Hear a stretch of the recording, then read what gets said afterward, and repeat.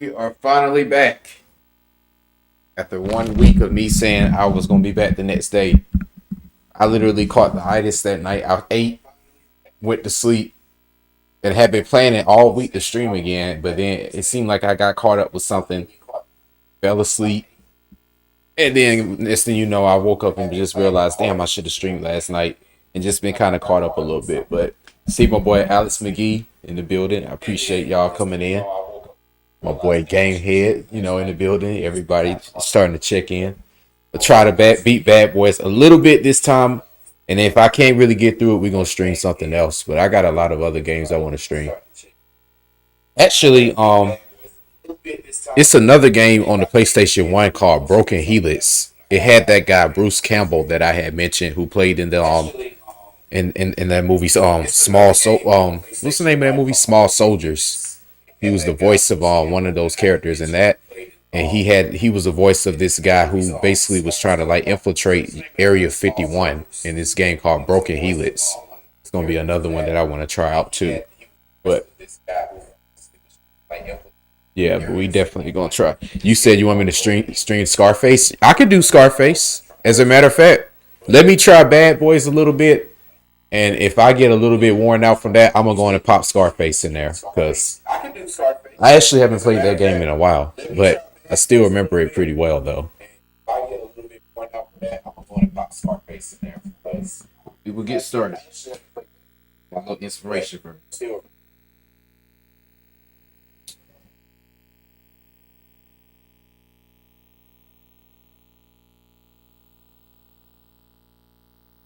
More generic music is here. And more cheesy one-liners. Gotta love the cheesy one-liners. And more cheesy one-liners. Just getting my controller and everything. We doing this all live. Nothing scripted here.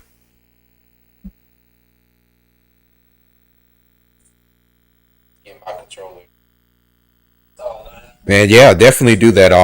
Actually, I have some original Xbox games here, like Otogi, and the original Xbox had like a lot of sports games on there too.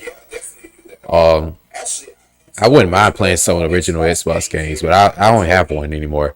Actually, when I did that Otogi review, that review was actually done in 2013. I already had that script written and the recording already done, but I didn't really want to continue doing reviews on my old laptop at that time because I felt like I was extremely limited. So I waited really like 5 years to do that review because I was trying to save up money to get a laptop and do that review differently. But I don't know if you guys remember the guy that was really quiet who played like the really stern guy in the Scarface review. I think yeah, just he played as Sandman and King Pharaoh.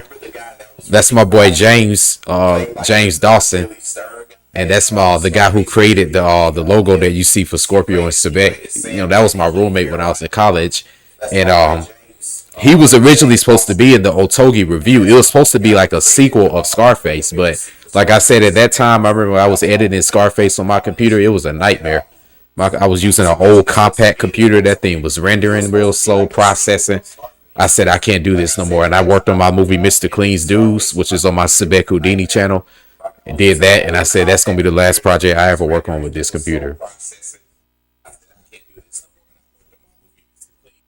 Yeah, yeah, and then the Xbox also had like a lot of like movie related video games as well. Like they were capitalizing on their own, I guess, exclusive games basically.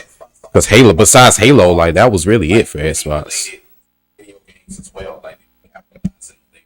I don't really remember any other games exclusive on Xbox except Halo back in the day until Gears of War and all that came out. I don't really remember any other games exclusive on Xbox except Halo back in the day. Oh man, did the game freeze? Until Gears of War. I think the game froze.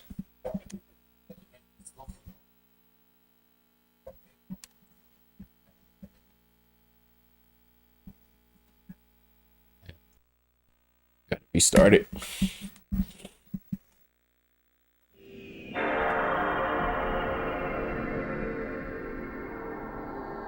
Also, too, you guys in the description, Me and my brother, we also have like a record label right now that we just started, and basically we have a friend here. He's trying to like really expand his career. He really got some good music, even though a lot of his stuff, it's like he kind of has like a real southern slang, so you kind of have to get used to his rhetoric. But I think it's something that you guys are like.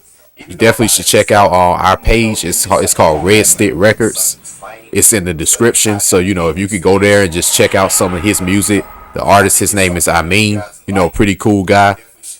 But we got a lot of stuff coming out. What we gonna do with that? We got artists that we gonna have on there. Other content, behind the scenes stuff.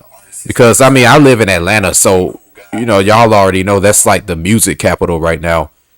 And because of that, I pretty much like have a lot of ties into like the music industry, and it seemed like my whole life I kind of was always like knowing people that was in and out of it, but I never been no rapper. So, but I do have an ear for music.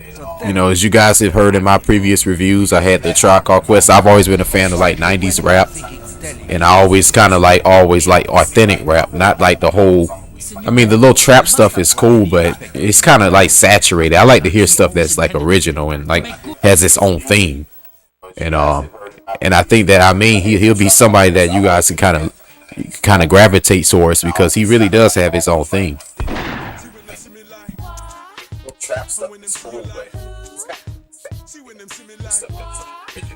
Yeah, most definitely. I appreciate that, Alex. I try to only put out good content. Kind of gravitate towards, because he really does have his own thing. Let's see where we at.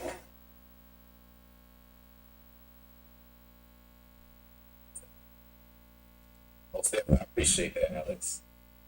Try to only put out good content.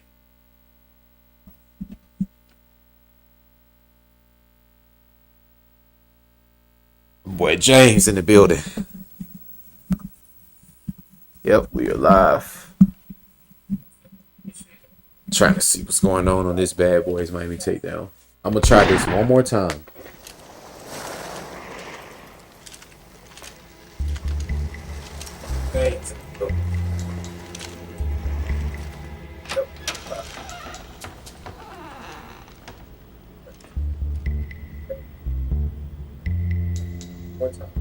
Okay, man, this is it.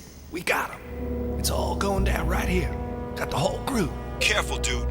Ain't gonna be able to get you out of any boxes this time round. It's always these type of scenes in the movies. In video games.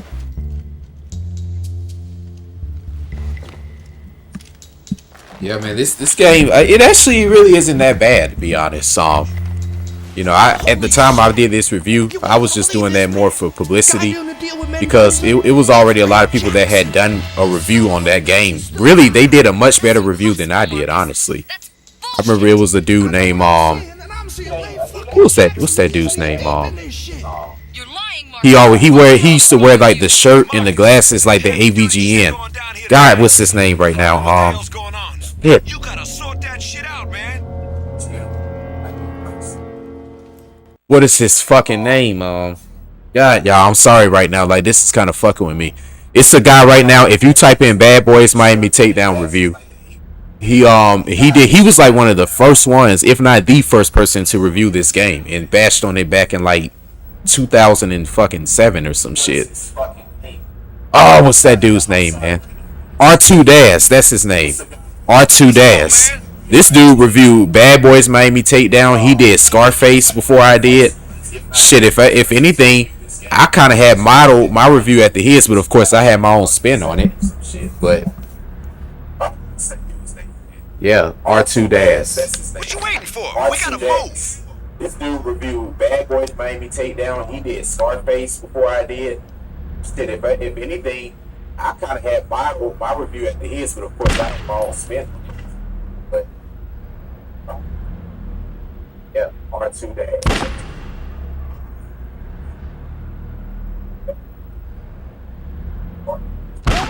Marcus, heads up. You got enemies on the roof. I can't get an Yeah, I'm not gonna lie, man. He was pretty funny. He was pretty damn funny. Only thing about him, man, he used to have them long ass intros, boy. Like that dude's intros were like fucking movies, fucking documentaries. Like I never forget that.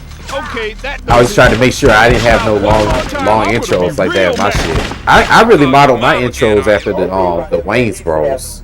Like that show that used to have the Wayans Bros. That was the only concept I could come up with at the time. I try not to really focus too much on the intro like that now. How the hell with this, man? But Now I just kind of give a brief message to let you know who I am. I'm the Call of Duty. You want to try explaining that to them?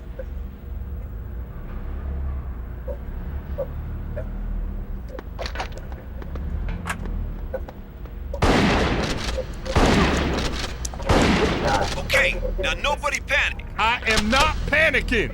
Good. Just keep your head down. That place is crawling with assholes packing artillery.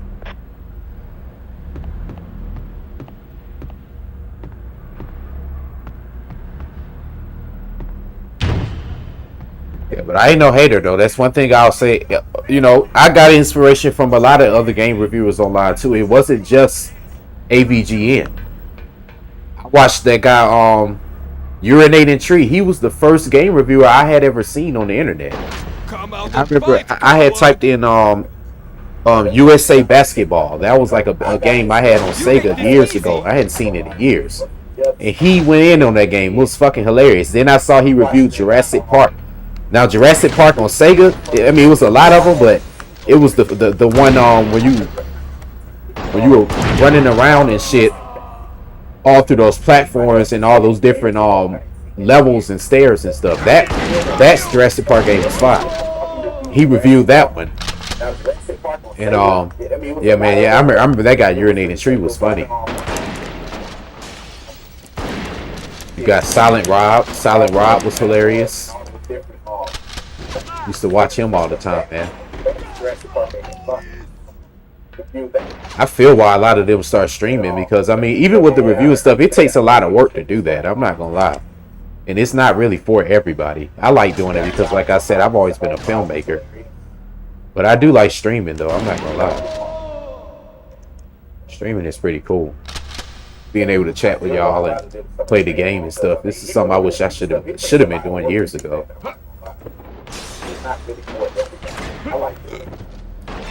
Cool. Now I'm almost as good as new. Which wasn't that good. Oh God shit. damn it, it's like red square in here. Stay on him. Time to take that hockey mob bastard down for good. Head downstairs and get out on the far top.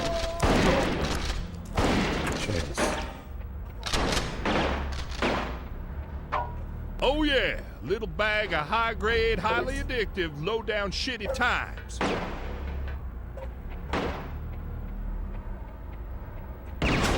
Oh god. Close the door.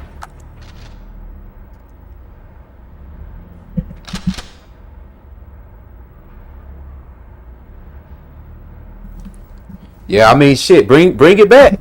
Bring it back, James, I'm telling you. Cause honestly, you could just mix the skits with some gaming type stuff. I mean, it's the same thing, really. Like that's what I do with my reviews. It'd be basically skits that I have, and then I just mix it within like the whole frame of the game review. Yeah, I mean, shit, bring it back. Bring it back. Oh my god. Just mix the skits with some gaming type stuff. I mean, it's the same thing. That's what I do with my reviews. It'd be basically skits that I have, and I just mix it within like the whole frame of the game.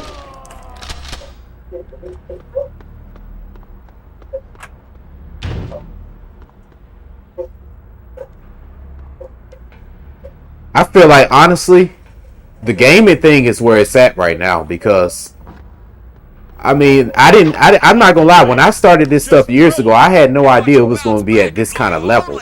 You know, where people are making a living off of this. They literally are just getting online, streaming, playing games. Never thought it could get to this level, and you know, and it has, and it's you know, it's really a blessing for a lot of people. I just knew when I first saw AVGN, I was looking at something special because, you know, I just knew I was looking at something better than TV. And it's like in this day and age, we don't even watch TV no more. Everybody's on YouTube. Like even on Twitch, like nobody's really. It's like you got people who have their gaming channels on Twitch, but a lot of them aren't really making no money like they make on YouTube. Most of the bulk of income and most of the bulk of subscribers and viewership is going to be on YouTube because it's more universal. Twitch is still, it's just not. It's not like YouTube. I'm glad I started my career here instead of other channels.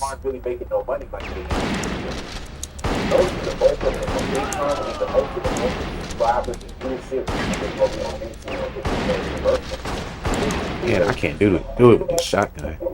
It's not like.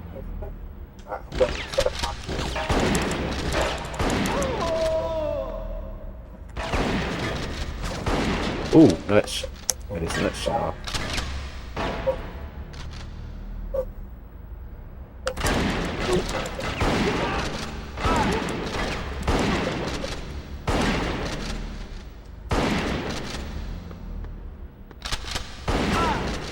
Ah. Look at this bastard.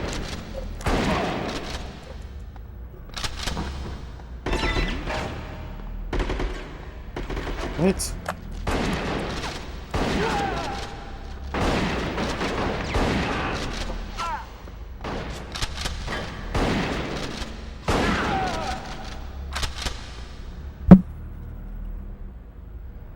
Nah, I sold that PS3 years ago. Shit. As a matter of fact, that was during my struggling days. I remember I sold that PlayStation 3 in like 2013 or 14 or something like that. I really don't even play modern games like that. Looks like Mendoza's been here. It's all starting to fit together. And I mean, to be honest, like to me, a lot of the exclusive games on PlayStation 3 weren't really all that fun. I mean, mostly it was just what we used to play on Call of Duty and hopping on Mortal Kombat and stuff. I'm probably gonna get a PS5 soon though, just to play online. I do miss playing online. Yeah, I got rid of that PS3 years ago though.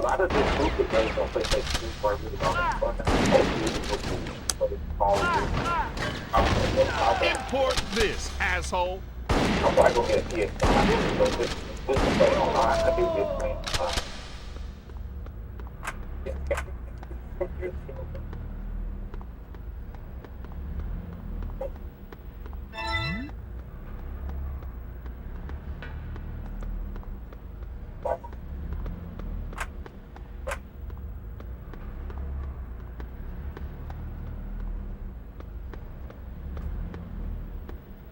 Shoot us another health around here or some body armor. That's what I really need.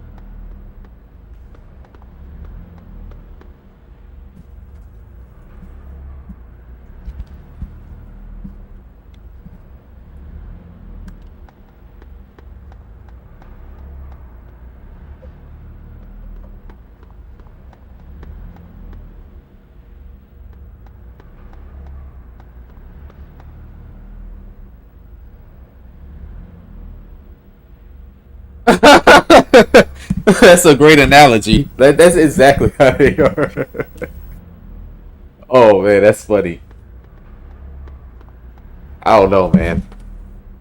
Gaming is just not the same. It's not the same anymore.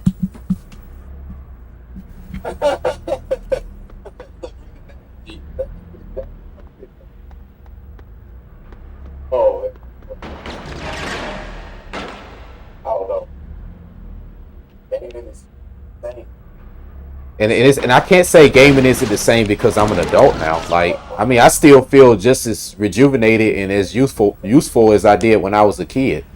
But I just feel like now because the money in the capitalism has just grown so much in the industry that it doesn't allow that same like grassroots type of business that they used to have years ago, back in the 80s and in the 90s.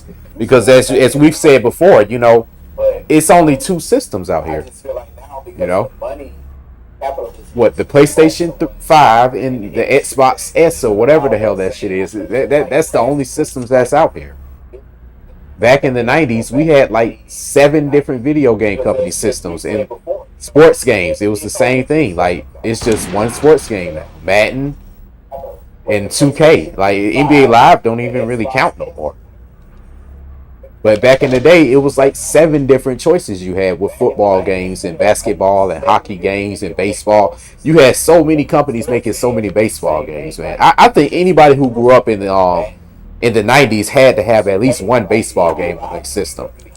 They made so many baseball games back then, man. I mean, everybody wasn't really into basketball. Every now and then, some people could get into football, but for some reason, everybody used to have a baseball game, it seemed like.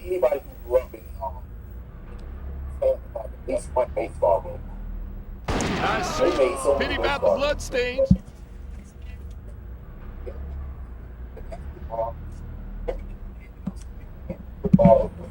Everybody used to have a baseball game.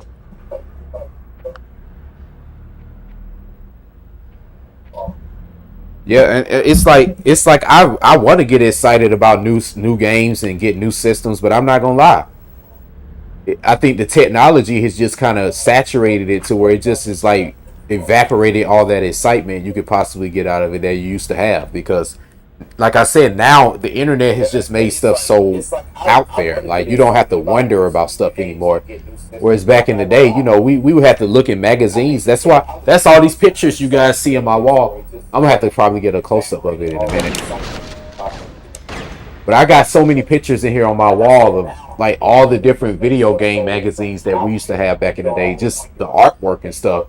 That was how you knew about what was coming out. You didn't really have the internet like that. Even in the 2000s, we had the internet, but it was so slow and it was only so much stuff you could really do on it that the only thing we really only knew the internet for was to like search information. I had no idea you could do all this stuff like with looking up games and finding like game reviews and all that stuff until like the mid 2000s. It was so slow and it was only so much stuff you could do. The thing we want to do the internet for was to like search information. Man, I can't believe Jackson sold us out. I know. Don't forget about Akima. We'll worry about Jackson later. Man, I need a different gun.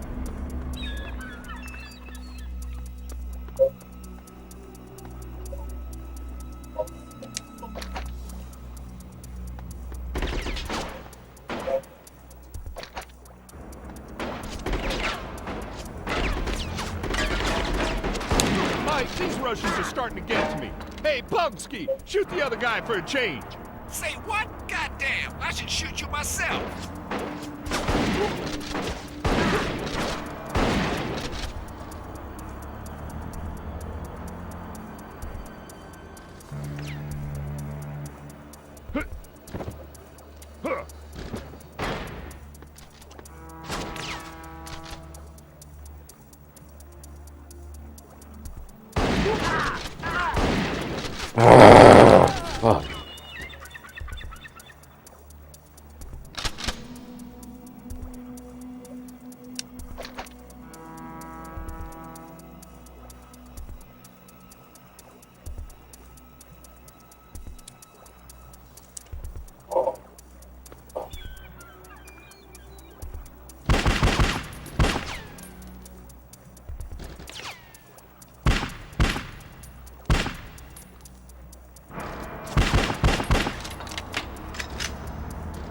Fuck. Uh-oh. Oh, get that. There you go. Automatic assault Marcus. Keep your head the Why couldn't I just fuck out of start my the way. level out of this? This will help I me a think lot. you like weapons just a tad too much. Oh. Oh, no, no, no, no, no. Oh, no, no, no. Oh, get that. Why couldn't I just start the level? Fuck. Oh. No, no, no. Oh, no, no, no.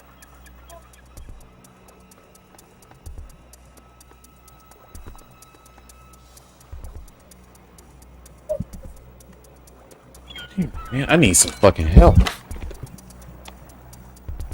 Ugh.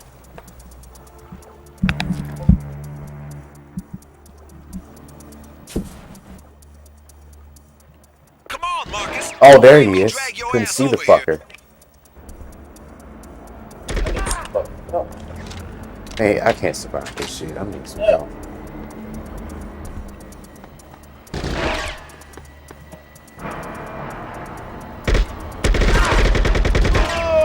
Fuck!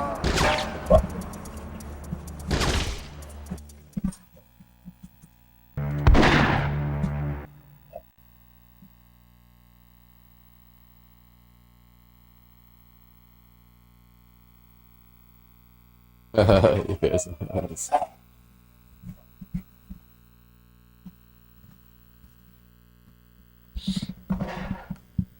I can say too. I'm glad I'm also I stuck to wanting to play older games. Like I never cared about trying to keep up with the times. I always just cared about what was actually good, you know. And because of that, it's like video games to me are timeless. Like it don't really matter what era it is.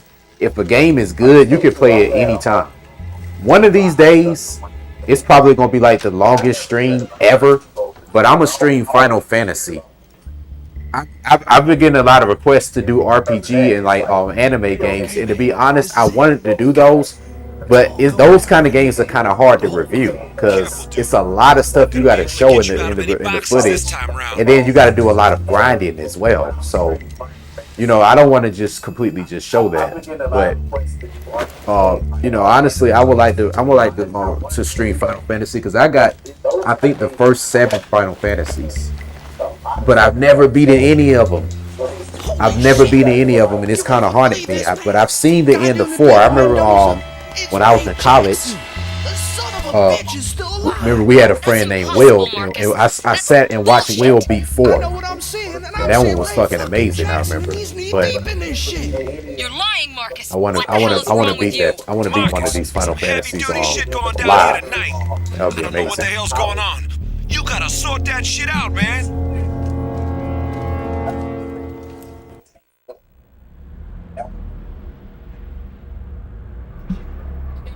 Ghost of Tsushima. That sounds like a pretty cool game. It sounds like some kind of Japanese folklore legend or some shit.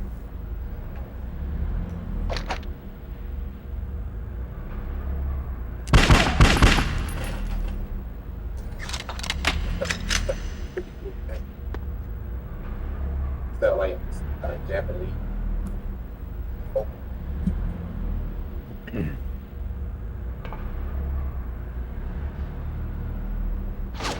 Oh shit, caught me. Marcus, heads up. You got enemies on the roof. I can't get an angle on. Damn it.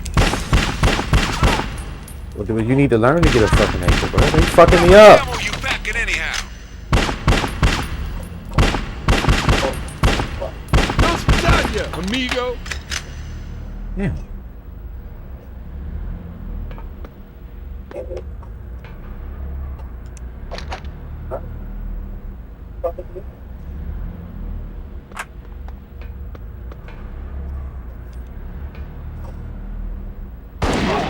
Okay, now nobody Ooh, panic. got I shot right am in the not throat. panicking.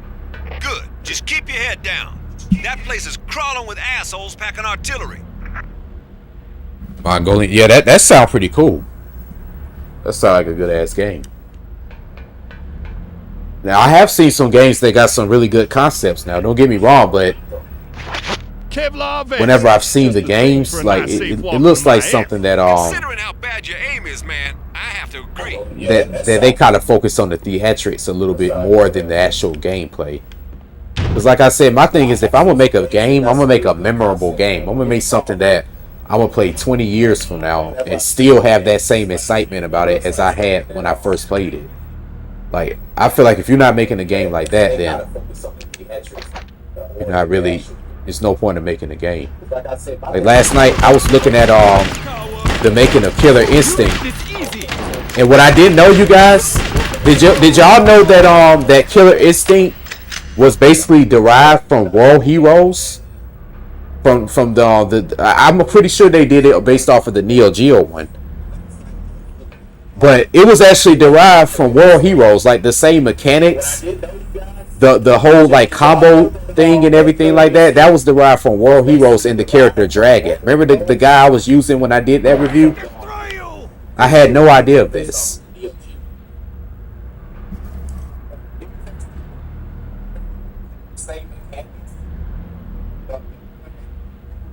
And everything like that. That's the why World Heroes in the character Dragon. Remember the guy I was using when I did that review? I had no idea.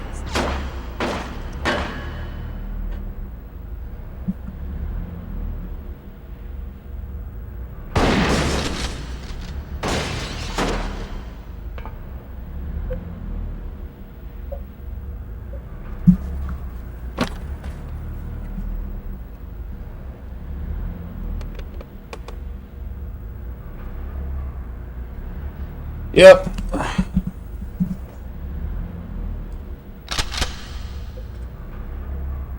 Come on, Marcus. Don't make me drag your ass over here.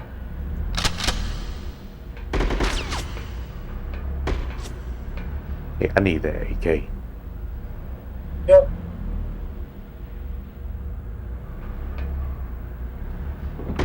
Okay, that does it. I get shot one more time, I'm gonna be real mad. You ain't gonna call your mom again, are you?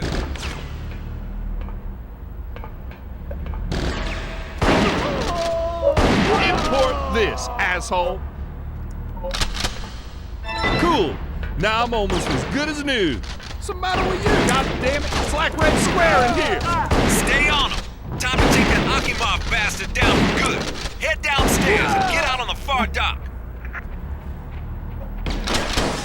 Yeah, I need to preserve my health. Oh yeah, this is a bag of high-grade, highly addictive. What? How the hell with this, man? Bullets are one thing, but Russian lead in my ass is way beyond the Call of Duty. You wanna try explaining that to them?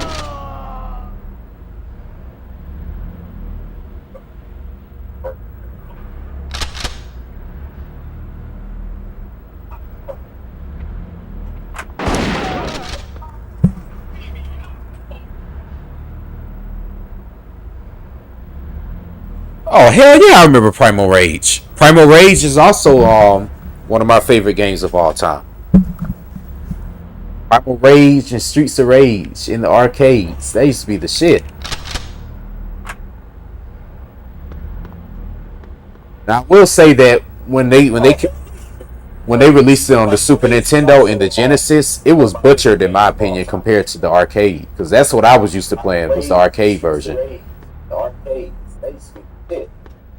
It was like masterfully butchered compared to that arcade version. Now, I will say that when they sell Super Nintendo, the Genesis, it was butchered in my opinion compared to the arcade. That's what I was used to playing, was the arcade version. Like masterpiece. Yeah, they're supposed to be They're supposed to be the guy I'm controlling right now. That's supposed to be Martin Lawrence. Will Smith is the one that's wearing the wife beater, looking like me right now. I love these things. Except he ain't got on the turban. And watch them bounce back and blow your own legs off. Yeah, this supposed to be Will. It's supposed to be. It's supposed to be Martin Lawrence. Will Smith is the one that's wearing the wife beater, like me right now. Except he ain't got on the turban.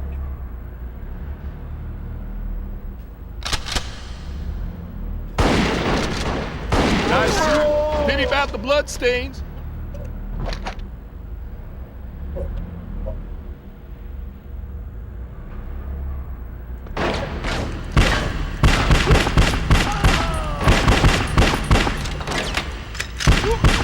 Don't make me shoot every single goddamn one of you.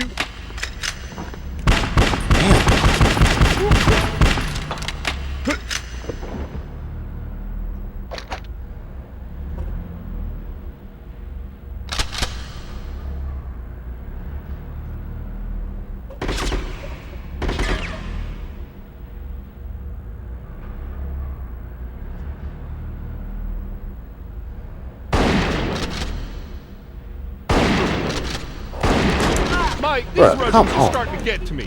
Hey, Punksky, shoot the other guy for a change. Say what? Goddamn, I should shoot you myself.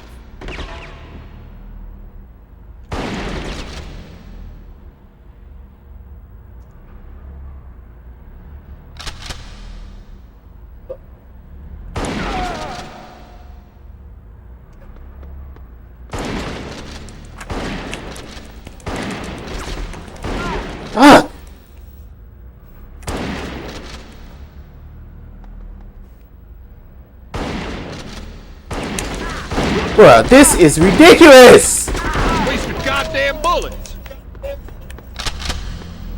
Pick up his gun. Fuck all this.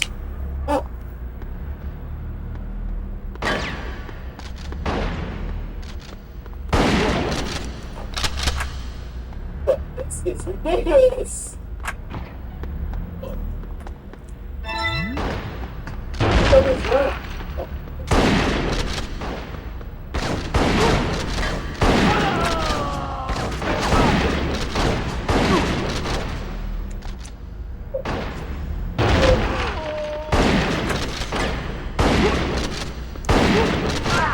Damn!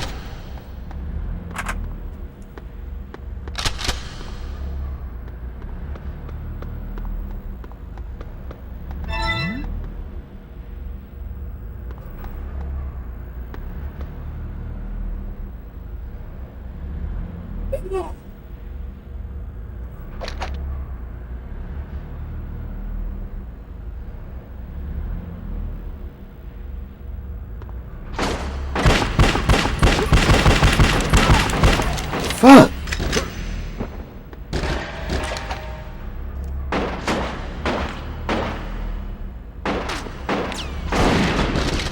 Bro, look at this!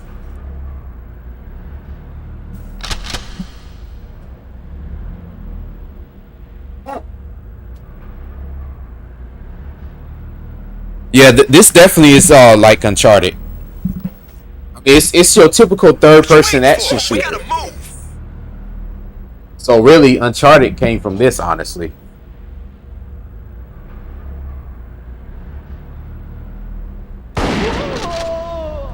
Yeah, this definitely is like Uncharted. It's your typical third-person action shooter. So really, Uncharted came from this, honestly.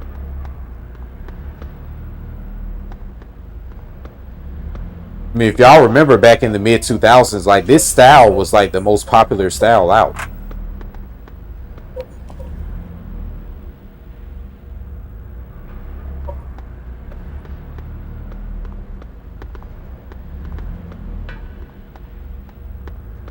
Y'all remember back in the mid 2000s, like this style was like the most popular style out.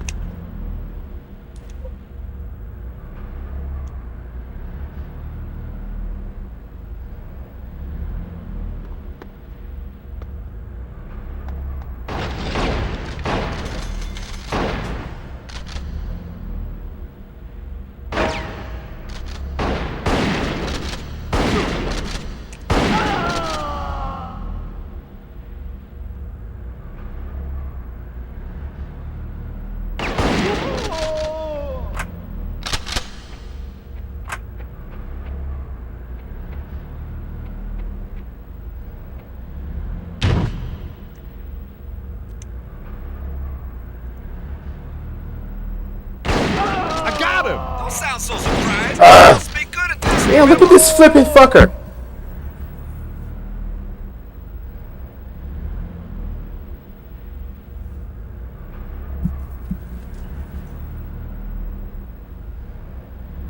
Yeah, that Def Jam. Yeah, that Def Jam was hard too.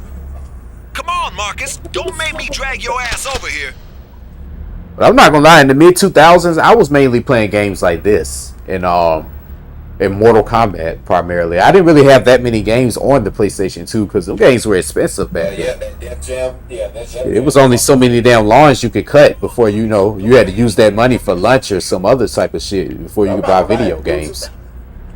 So I was real limited on the amount of games I could get. That's why I got into retro gaming a lot, because I couldn't really afford a lot of those games that were coming out in the 2000s. So I wanted to just purchase a lot of the games that I didn't get to play back in like the early 2000s and then throughout the 90s on the Sega and the Nintendo era.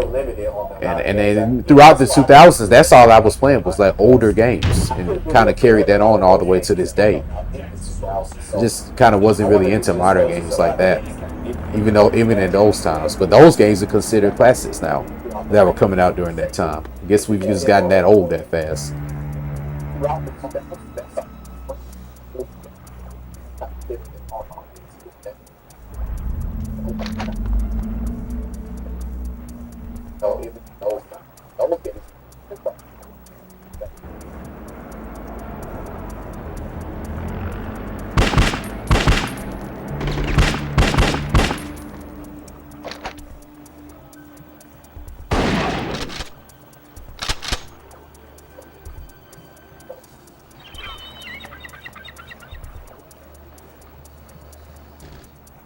Man, come on, man.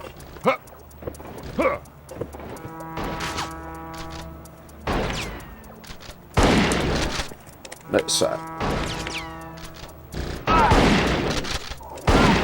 Mother.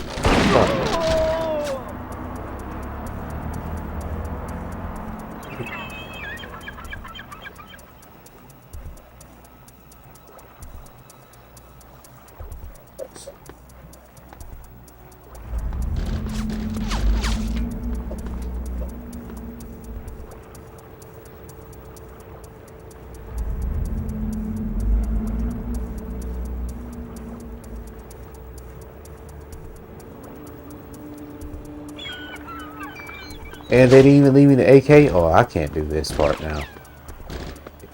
Yeah, is that health? Oh shit, it's health. Oh, they hid that from me this whole time. Okay. Maybe be a chance.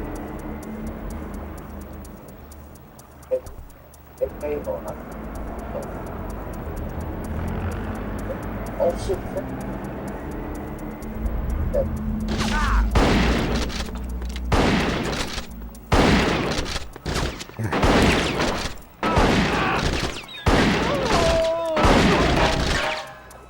Shit. You messing with the Bad Boys now. Nigga, get one of their guns.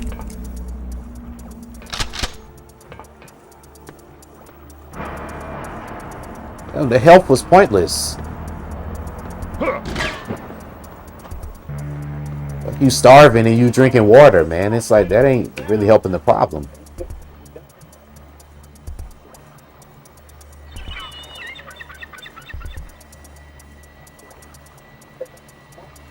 If I had the AK, that would be helpful right now.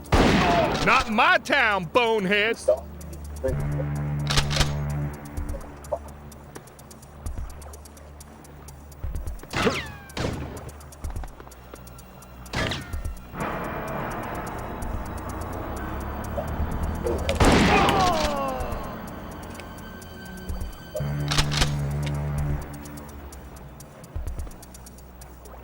Oh shit, I remember this part. Oh my god. Damn it. What the fuck?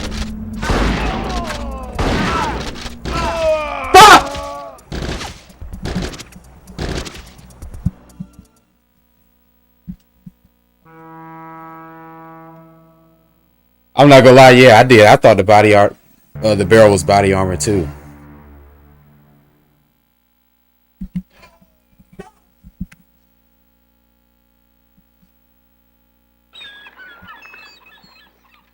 Yeah, I still buy DVDs too. I'm probably like one of the only people in the world that still buy DVDs. I'm glad I am too, cause I don't know. I'm more into like the artwork and stuff too. Like, yeah, you know, you might have a digital copy, and yeah, you might be able to see the product, but I've never really just been a consumer like that. Like, I kind of have been more of a person that treasures like what I buy. Like I said, I've never been a person that could draw. I mean, as I showed y'all in my little Sell Into Your Independent videos, shit, the same stick figures that I was drawing in those videos when I was, what, 7 years old, 8 years old at that time, that's still like the same level of drawing that I have to this day. But I like art, though. I like art, and I can create digital art really well. If you give me a bunch of images, I know how to come up with a concept and make those images manifest into some file, especially when it comes to like backdrop filters and stuff. I can do that, but I can't draw nothing out. But I like DVD covers. I like even right now when I'm looking at it, even like VHS covers. To me, VHS covers were hard as hell. We got him. It's all going down. They were probably better than the DVD covers, honestly. Ain't gonna be able to get you out of any boxes this time around. Especially like with video games. Like I told y'all before, back in the day, I remember when you used to get a Sega game. I remember when I got Sonic 3. For some reason, I remember Sonic 3 came with the instruction manual, and I remember it coming with like a map. If I'm wrong, then somebody please correct me on that. But I do remember for some reason with Sonic 3, when you got it on the Genesis, in the little jewel case, it came with a map. Impossible, Marcus. Let's show it right now. Bullshit. I know what I'm seeing, and I'm seeing Ray fucking Jackson, and he's knee deep in this shit. You're lying, This Marcus. is Eternal What the hell is Champions wrong right with here. you? Marcus, some heavy duty shit. games going used to down come with here these little tonight. jewel cases, I as don't know y'all what the know. hell's going on. You gotta sort that shit out, man.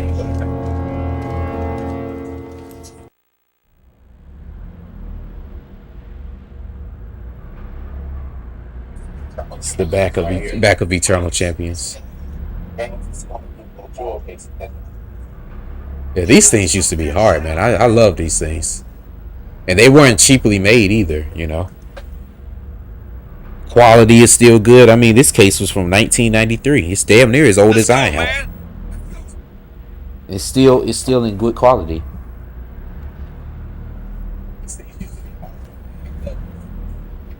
And they weren't cheaply made either. Quality is still good. I mean, this case was from 1993. It's damn near as old as I am.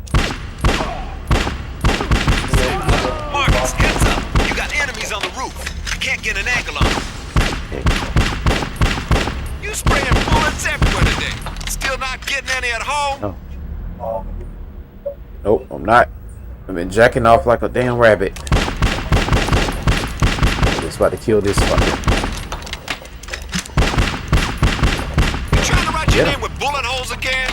Cause it looks like you spelled it. A-S-S. Off like a damn rabbit. Just about to kill this.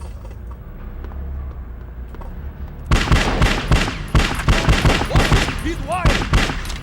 Yo, in this game, you need something that's fast Okay, now and nobody useful. said The pistol I damn am near not is better than the panicking. fucking shotgun. good. Just keep your head down. That place is crawling with I don't assholes want to packing speak too artillery. soon when I say that, because now I need the shotgun.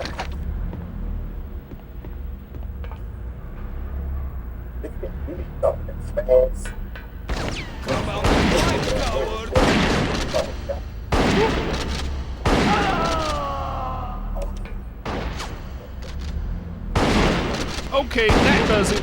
I get shot God one damn, more like, time, come I'm on, gonna be bro. real mad. You ain't gonna call your mom again, are you?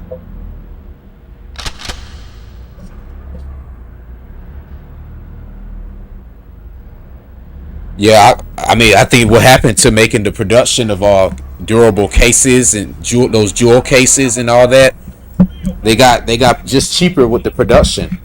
You're right about that. Because I mean, I can understand during the Atari days, you know, but even those box cover arts were really good. But you know, those were just basically little cardboard boxes. And same with the NES days. The Sega Master System games, those games were kind of big from what I remember.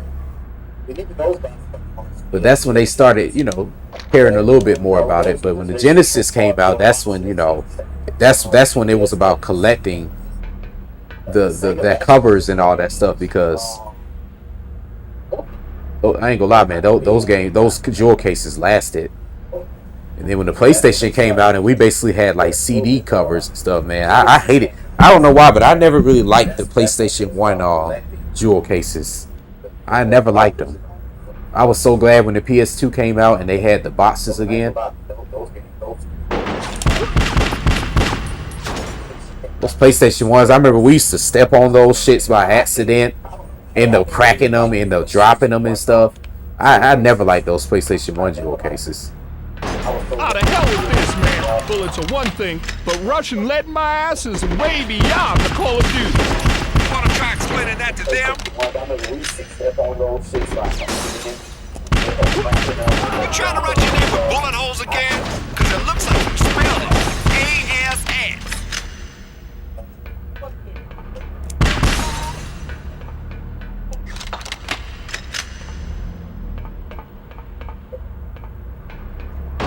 God damn it, it's like Red Square in here. Stay on him. Time to take that Akimov bastard down for good. Head downstairs and get out on the far dock. You're spraying bullets everywhere today. Still not getting any at home?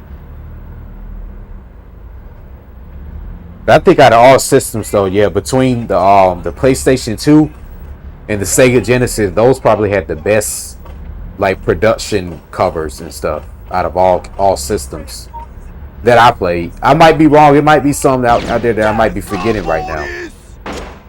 I remember the Sega CD. Yeah, the Sega CD had some hard ones too. I used to like them, but I didn't know that many people that had a Sega CD. I don't think I knew anybody that had one actually. I saw it though back in the day. ASS. Sega CD. Yeah, the Sega CD had some hard ones too.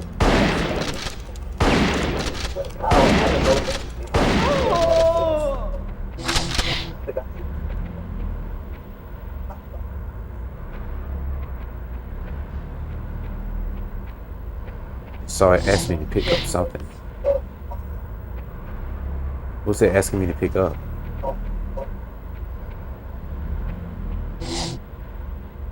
Okay, boys, time to wake up and do the submachine gun cha-cha. Oh man, I'm writing that down. And I'm gonna tell Captain Howard, because this is just way scary now. This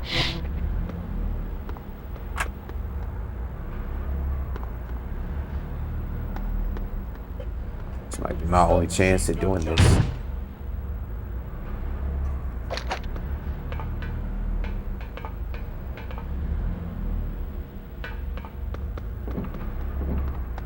I love these things. Just throw them. And watch them bounce back and blow your own legs off.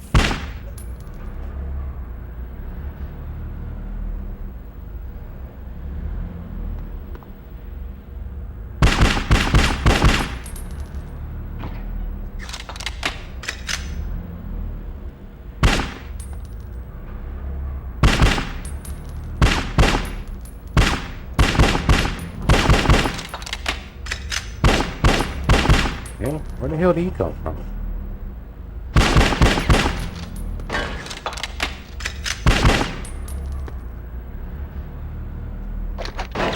How much ammo you packing anyhow? Not much.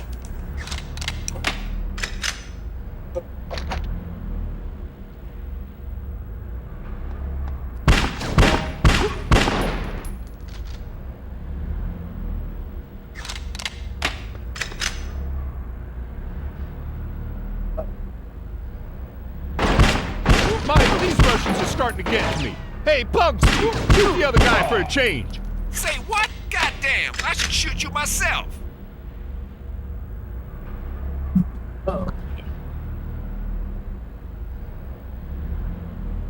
Yeah, that's all they were. PlayStation 1 cases were all like album they were like album cases at the We time. gotta move.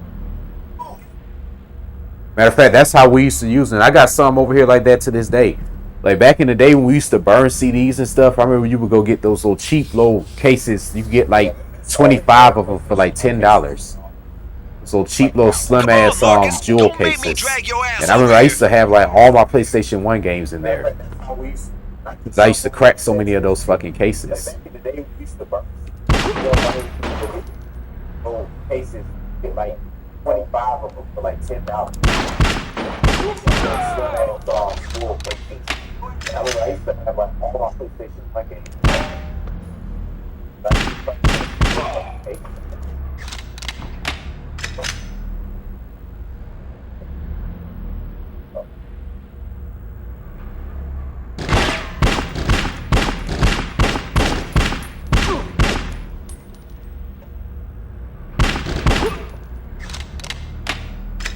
Seemed like just because he got the same gun as me, like his health is the same. I was able to take out the shotgun guys pretty easily.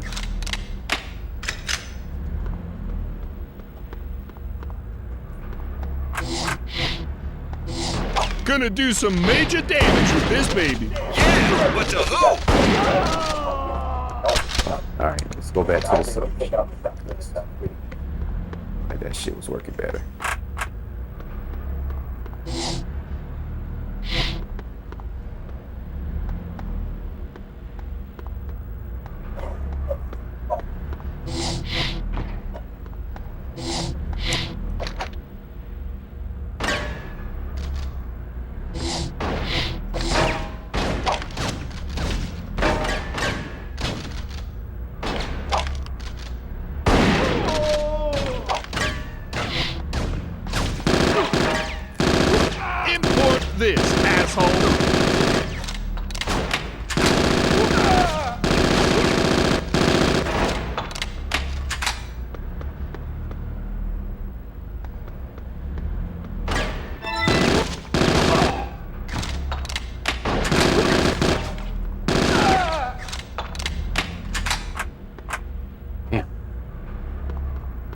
So many people riding around with this. Oh well, I'm gonna just let this shit pass because that shotgun is too slow.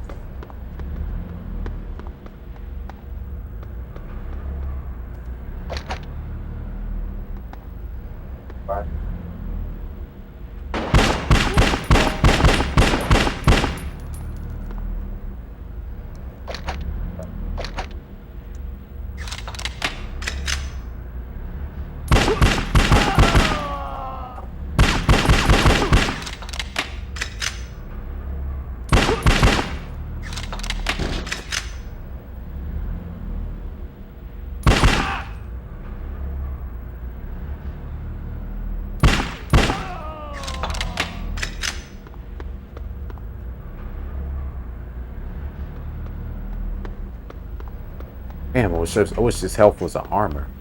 Dead.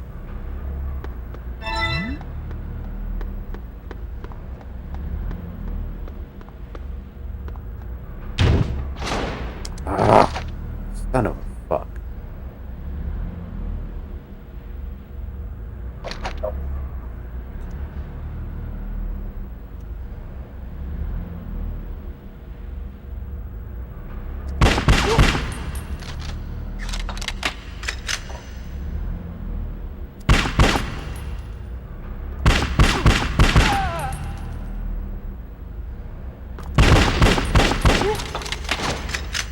Spraying bullets everywhere today. What the hell, man? At home.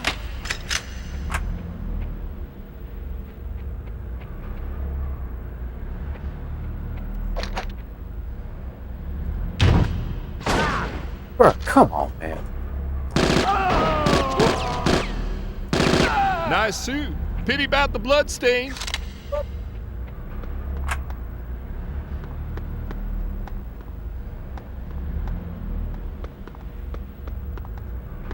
Man, I can't believe Jackson sold us out. I know. Don't forget about Akimov. We'll worry about Jackson later.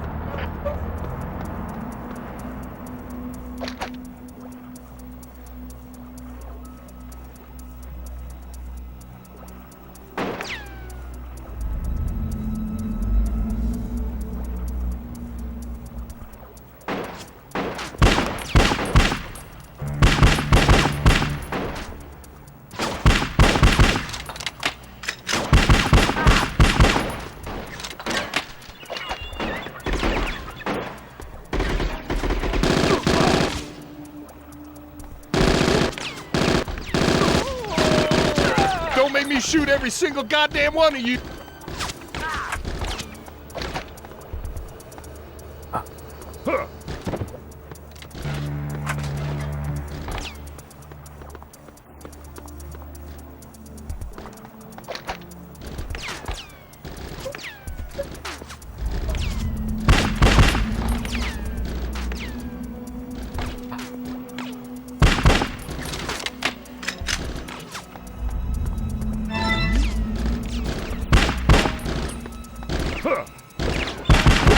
Wasted goddamn bullets.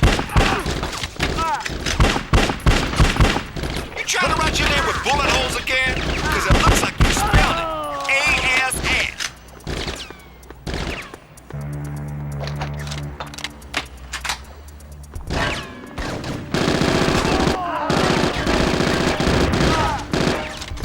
Oh, come on, man.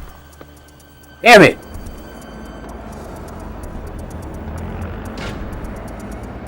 Huh.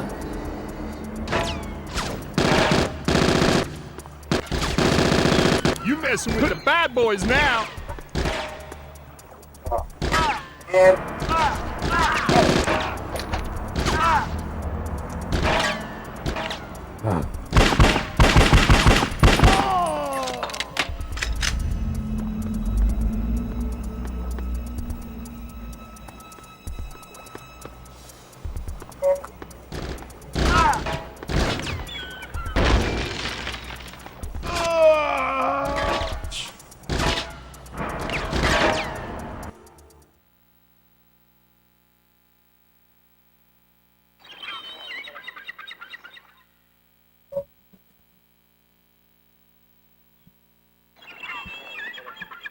Yeah, they do, man. This game is hard as hell. Like, I really want to beat this shit, but I don't know if I could beat this level again.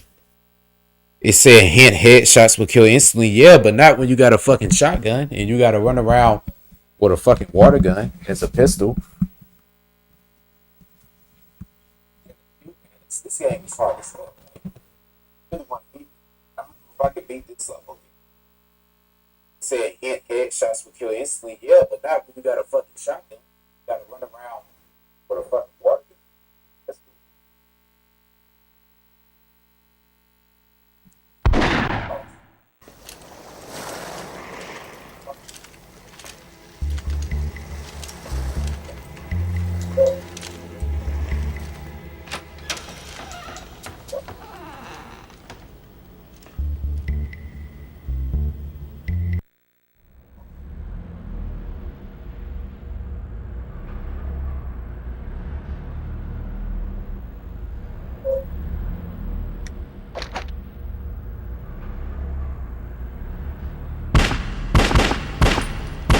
Dos vidania, amigo.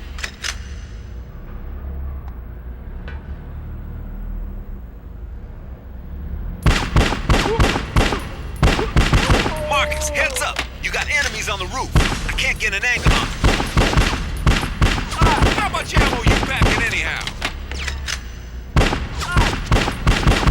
Import this, asshole.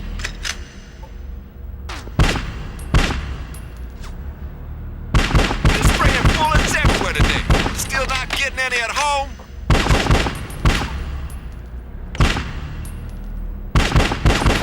You trying to write your name with bullet take holes this nigga again? out. Because it looks like you spelled it. A-S-S. Jeez, what kind of armor is he wearing?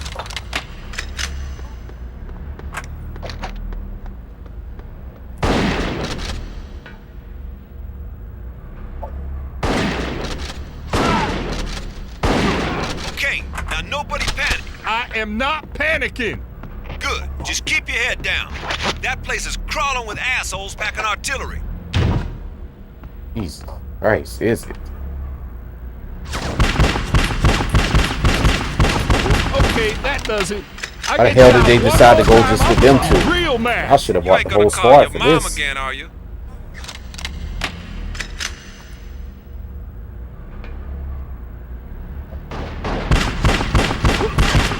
Nice. Pity about the blood stain.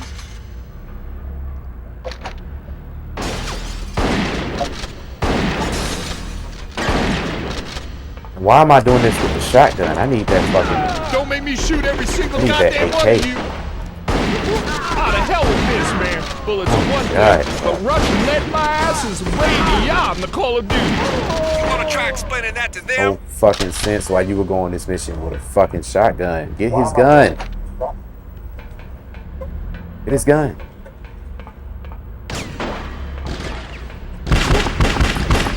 Cool. Now I'm almost as... Say what? God damn it, it's like Red Square in here. Stay on them. Time to take that lucky mob bastard down for good. Head downstairs and get out on the far dock.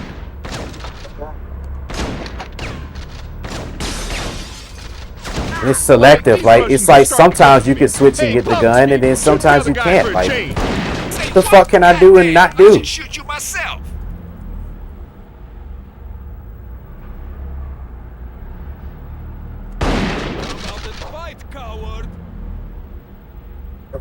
This game is so unreal.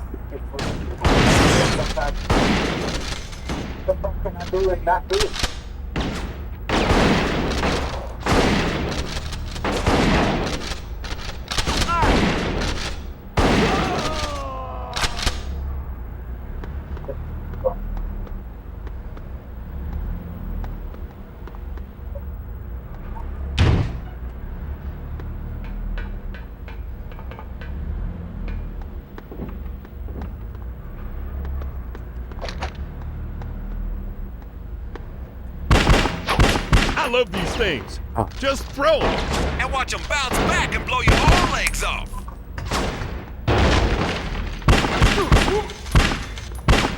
Losing hope in you, Marcus. How Fuck. much ammo you packing anyhow? Limited bullets, baby. You spraying bullets everywhere today. Still not getting any at home?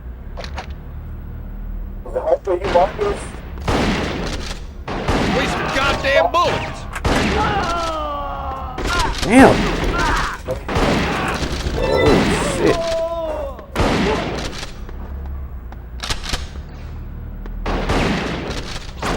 You trying to write your name with bullet holes? Looks like Mendoza's been here. It's all starting to fit together. I got him! Don't sound so surprised. You're supposed to be good at this, remember?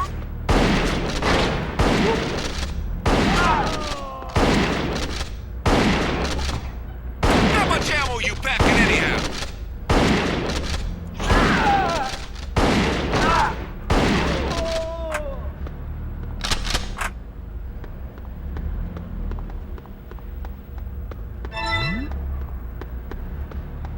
Motherfuckers done pissed me off.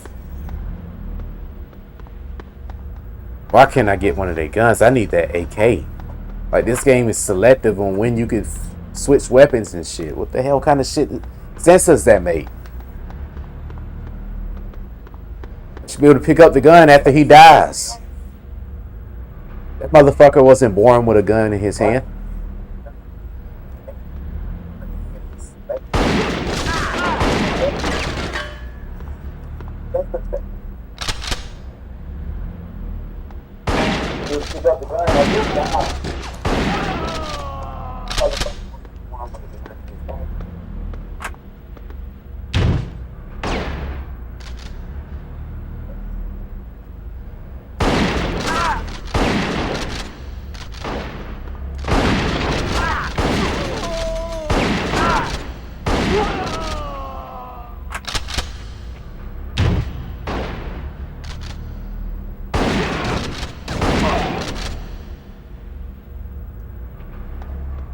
Somebody else in here.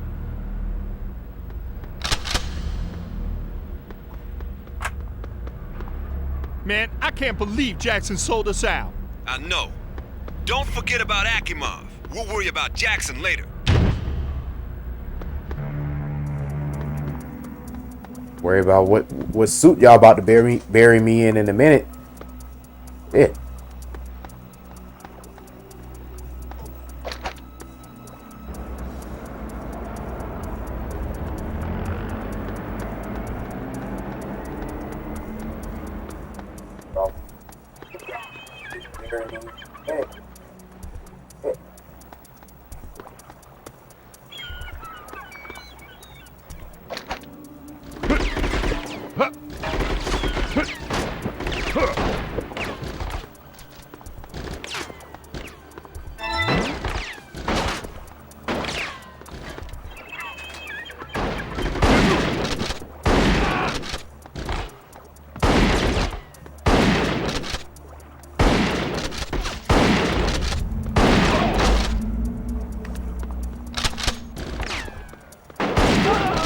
Ooh, kneecap blown off. Hey, I still can't get the AK? Come on, man. This is unfair. Damn.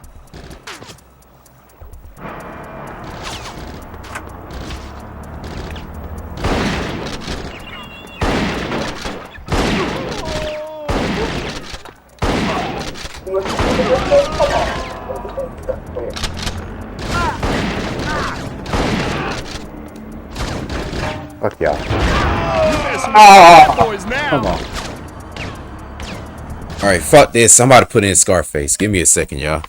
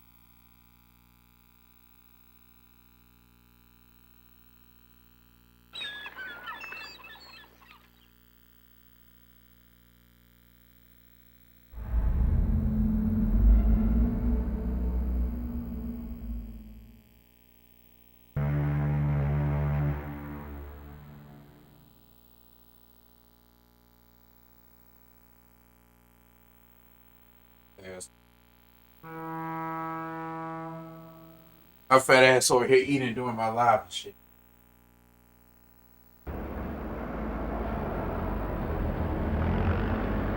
Yeah, boy, that curry shit is spicy.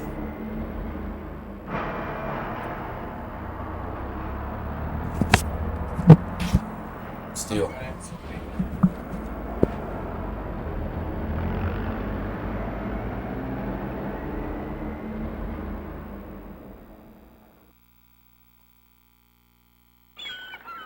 Y'all got me digging into the catacombs with this one. I haven't pulled this game out in like 7 years.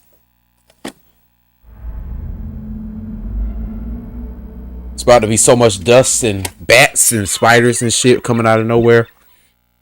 I pulled this antique game out now. I pulled this game out in like 7 years.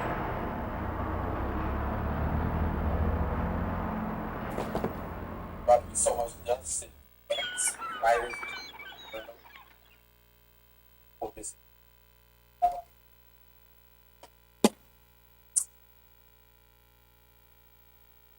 Scarface. The world is yours. Because we all know the world is yours, right?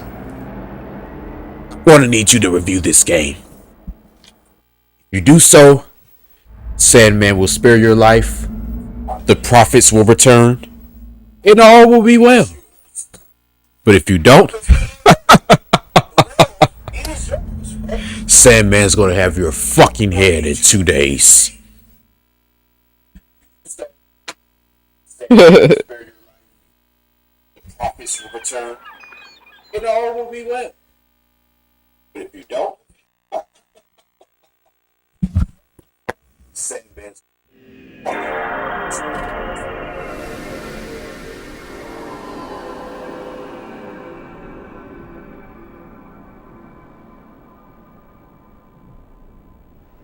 Hell yeah, I got plans to expand Scorpio&Sebek. Like I said, what I'm doing right now is just kind of just doing the streaming, and like I said, I got definitely like a lot of reviews and stuff planned out that I still gonna do.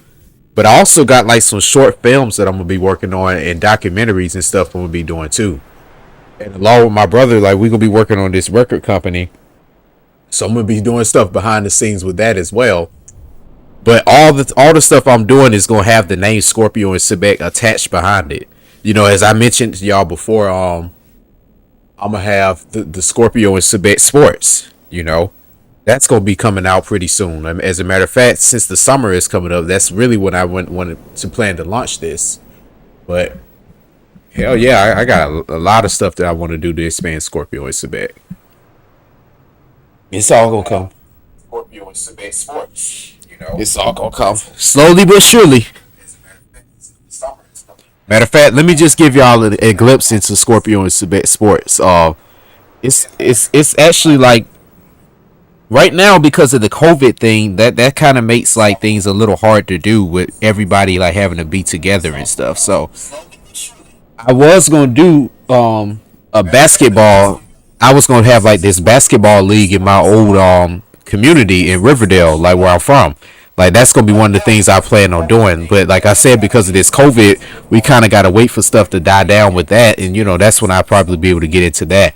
But I don't want to really. I'm not really trying to be liable for that insurance wise right now, so it's kind of holding off on that. A lot of these games, like I said, or all the sporting events I'm gonna have, rather, it's gonna be all broadcasted by me, filmed. Some of this stuff is probably gonna be live. A lot of it might be pre-recorded because it's probably gonna be done in places where I can't get a good connection. But I'm gonna have that. I'm gonna have the RC boat racing. But the RC boat racing is gonna be pretty cool because it's gonna be like a real event setup. Every racer got to go in 3 rounds. They got to win each round to go to the next one, and then at the end, whoever wins the competition receives a prize. And the way I'm gonna set that up is basically it's gonna be 4 contestants, and they have the option to choose between 4 different RC boats, and then they have to race each other and get the best time and win within the best 3 laps. And then, like I said, move on to the next round. And then whoever wins in the end of the competition, they get a money prize. You know, it's It's always gonna be like a financial opportunity for whoever wins, and I'm just gonna film all this stuff live, have it broadcasted, and it's gonna be pretty fun. I'm not gonna lie, it's gonna be a pretty cool event, or not. I mean, a pretty cool sport that I wanna introduce, because a lot of these sports actually go on overseas in Europe and stuff, but we don't have that here in America, and I just think a lot of that stuff needs to be brought here. I also want to do, how like you see on ESPN, they used to like shoot the disc and stuff like that with the rifles. I'm gonna have something like that, but because where I live at in Georgia, my family, we have our own land. I mean, we got literally 82 acres of land. It's just open land that, it's undeveloped.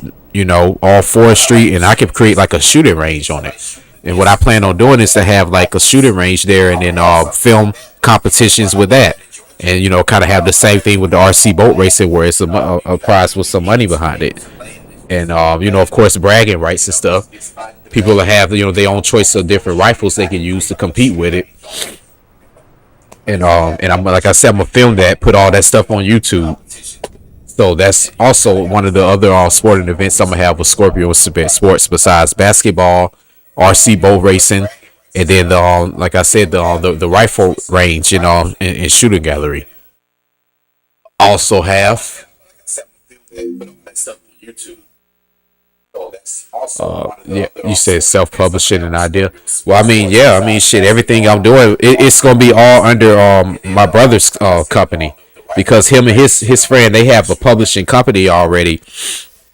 So anything that I do, I'm gonna just let them track all that stuff and just let them get a percentage out of that, while I just market my Scorpio&Sebek stuff, because I mean, but everything you do, you want to get it copywritten anyway, because somebody could always take the idea and copyright it themselves and shit. You won't be able to get no licensing agreements and stuff off of that.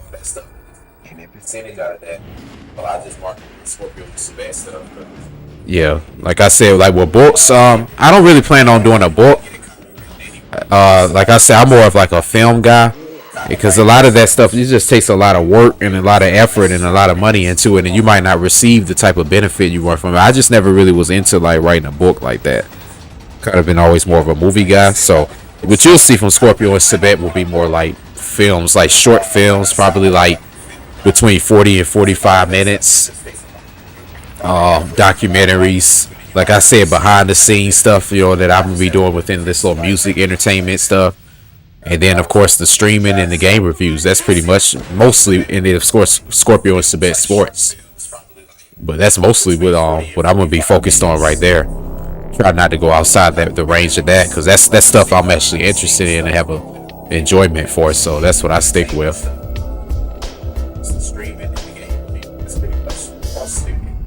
Scorpio&Sebek Sports. That's mostly what I'm focused on right there.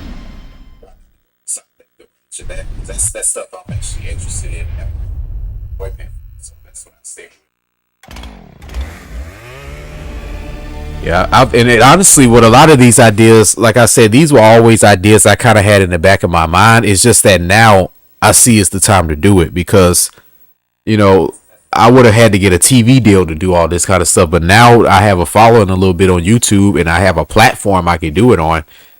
I say, why not just put all this stuff on here? I mean, like I said, I could literally have my own ESPN with this Scorpio&Sebek Sports, because on some Saturdays, if you turn it to ESPN when they not showing college football and basketball and all the other sports, you'll see them sometimes playing like cornhole or horse racing and shit like that. So it ain't like, basketball, football, and baseball is like the only sports that's out there. It's other sports that we can do out here as well, that people can showcase their talents in. It's not always just about physicalities.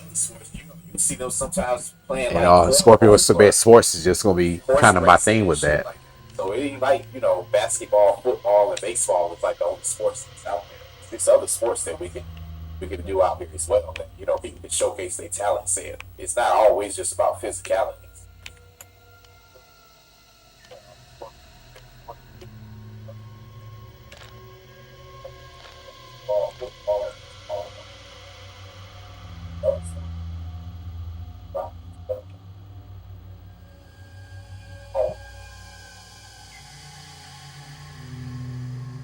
I remember this right here.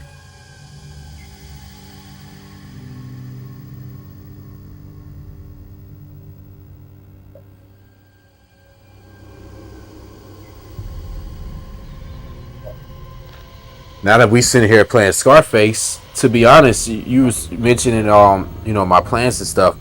Actually, one of the best reviews I think you guys are gonna see, and since you guys are already in the chat, you know, you pretty much gonna get like the first dibs on this. But I actually plan on reviewing Vice City Stories, the Grand Theft Auto, and that review is basically gonna be like Scarface Part 2.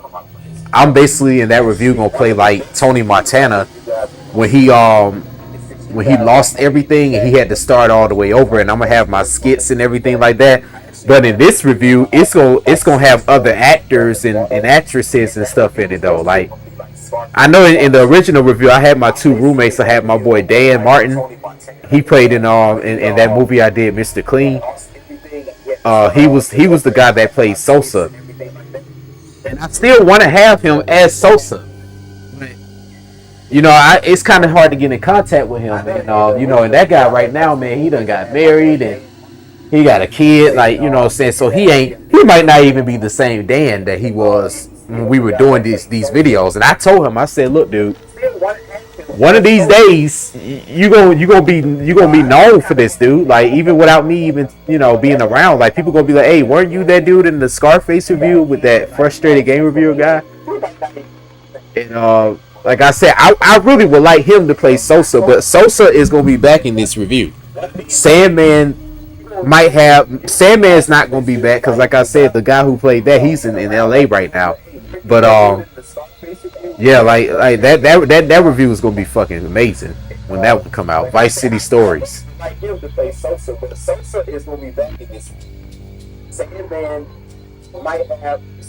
not gonna be back because, like I said, the guy who played that, he's in. But, yeah. City Stories.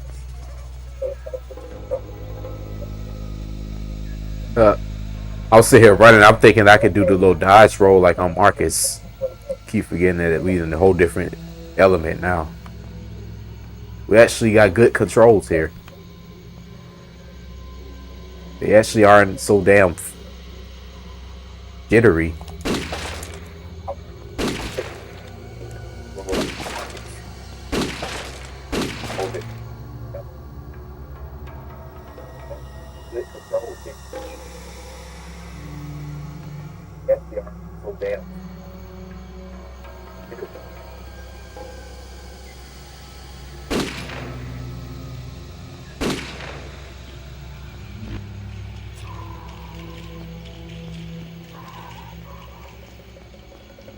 I take oh.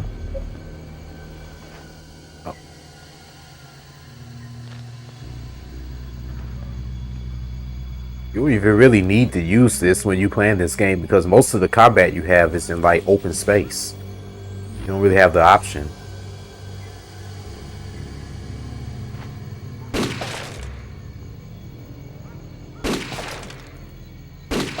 Not gonna lie though, I love this movie Scarface though. It's probably one of my favorite movies of all time. Actually, I tried to meet up with Dan a couple of years ago. We were going to do Vice City Stories back in 2017 when he was still living in Statesboro, Georgia. And like I said, we had planned on doing it. He said last time I talked to him, he said that he's usually available on the weekends. And he moved from Statesboro a couple of years ago. I think he lives like probably about maybe an hour and a half from me right now. But like I said, it's just a matter of just making sure that it's scheduled right. He actually will have time to do it. And like I said, he has a kid and a family and all that stuff. See, I ain't got no family. Like I said, I'm free. So I don't really know pretty much like, what his energy will be like as far as doing it now that he's got a whole different lifestyle. Because like I said, a lot of guys become different when they have kids and and start getting girlfriends and all that shit. And that never changed me though. And that's why I never was in a relationship like that. But that's how it was. But you know what's crazy, Alex? Oh, he said he got his boss for him. You know what's crazy? I don't want to put his business out there like that, but I remember it was always said, like, we always just say this about Dan. And my boy Dane is in the chat right now, so he can vouch for it. But we used to always say, like, the first girl that he was going to clock, he was going to knock up and get pregnant. And I remember it was kind of like a forbidden curse. But I had no idea that he was literally going to clock this girl and got her pregnant.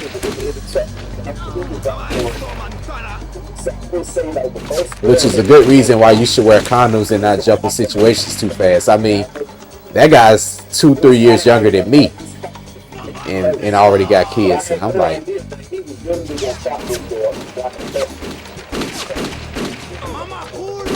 it's a good reason why you got to wear condoms and not be so eager. And I used to tell him all the time, like when we had, we used to be in our apartment, I used to tell him, dude, just relax, say just worry about, making the little, dude, I had so many plans of so many reviews I was going to put him and the other guy in, but it was kind of my fault at the time because I didn't have my computer and my camera like I needed to have, and by the time I got there, I had already graduated college because I'm years older than them. So when I graduated college, I immediately had moved back to Atlanta, and I was working. When I first got up here, I was working 7 days a week, saving my money up, so I didn't really have time to do anything at that time. And when I finally did, started getting the time to be able to work on my reviews and kind of get things back to the way I used to do it back in 2016, that's when these boys started having kids and getting married and shit. I'm like, damn, like, I told y'all to just wait a little bit. I was gonna come down here and fucking get y'all right. Started getting my reviews and the way I used to do it back in 2016. That's when we first started having kids and get married and shit. Yes, he clocked her and he married her. But I will say though, I mean, I think his marriage is pretty good, because he's white. So, he, usually with white couples, they usually have already that traditional sense of, okay, we're going to get together after college is over. We're going to get married. We're going to start our careers and, plan our family and all that. And actually the girl that he's with, she's pretty good for him. I mean, they pretty much are like inseparable for one another. They have the perfect chemistry for one another. So, I mean, like I said, I'm glad for him. I mean, at least he got in a situation that's suitable for him. I mean, it's good for some guys to get married and get into that early, but I'm not gonna lie, I'm not that kind of guy. I'm starting to feel like I'm more like damn Future. And that ain't no good thing for me to be saying, but I'm starting to feel more like him. At least he got in a situation that's suitable.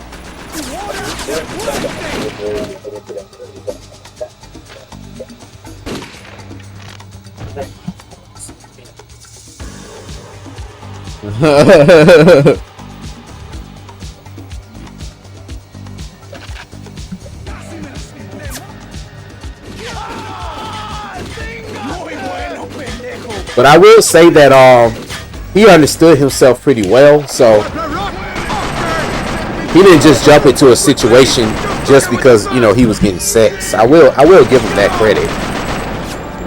I guess he did really like have an interest and a liking for her.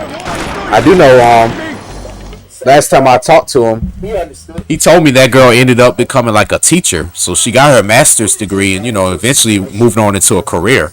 So I mean, at least that worked out for him. I mean, at least she's self-sufficient.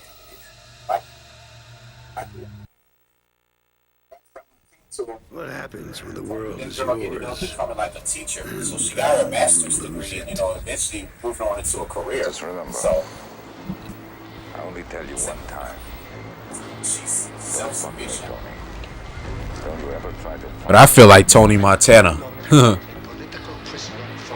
It's like she fuck, and we can't have no kids, man.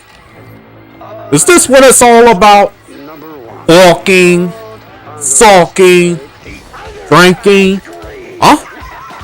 This what I work hard for? Let's get this straight. I never fucked anybody over in my life.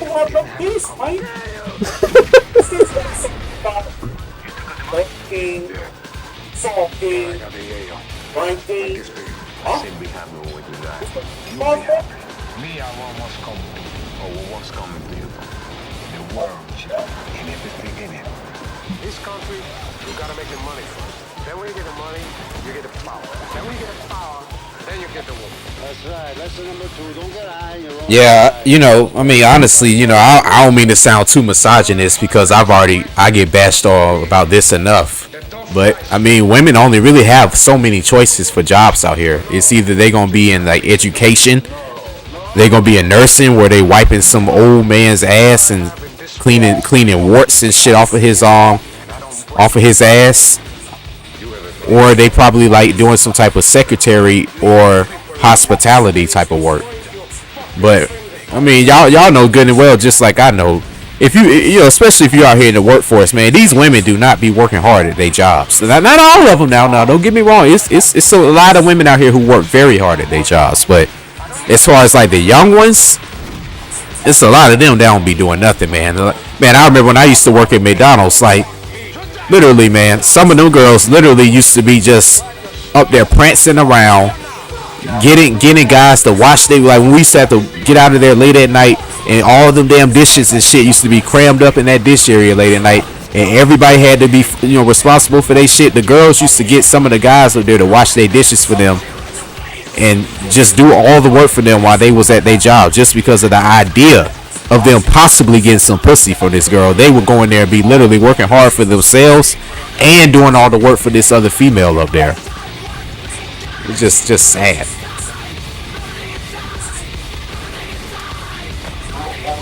While they was at the job, just because of the idea of them possibly getting some pussy on this girl. They were going there, they were working hard for themselves and they're doing all the work for this other female.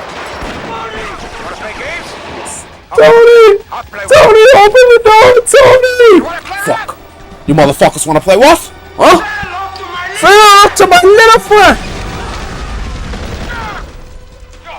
Come on, I'll take you all the fucking hell! Your horse?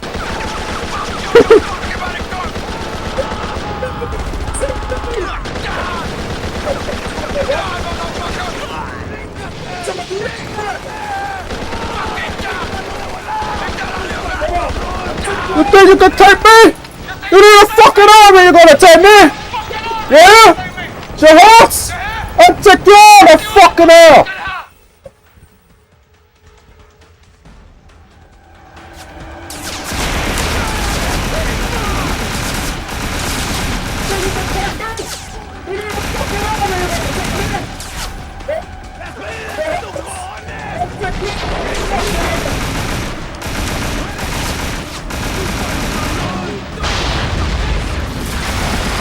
Something for you, man! Give to me, motherfucker! I'll take you out the fucking hell! Hey, you want more? How'd you like that, huh? Oh, shit.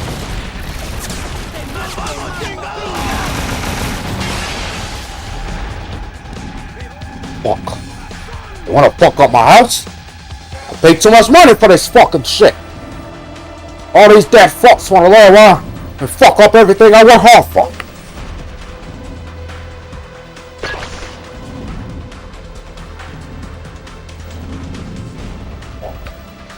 Wanna fuck up my house? Paid too much money for this fucking shit. All these dead fucks wanna lay around and fuck up everything.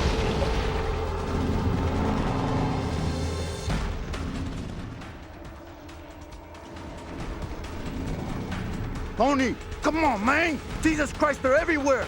We got your car out in front, but the entry collapsed, so we couldn't get to you. We can use the underground passage to the backyard and then to your car. That shit was funny in Scarface. I'll never forget that scene. But he was in that cafe with Elvira. She was like, You son of a bitch. I don't need this shit anymore. He was like, let her go. Let her go. Hey, let her go. Let her go. I'll give her another Quaalude, and she gonna love me in the morning.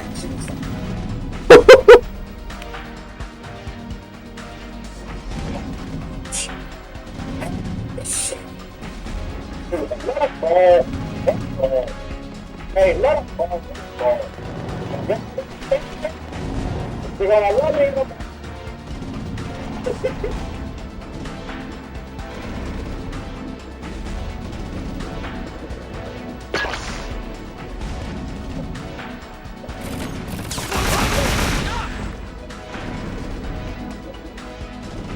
Gotta do these women like Tony, I guess, y'all. I ain't never gonna have no women subscribers on Scorpio&Sebek. I keep talking like this.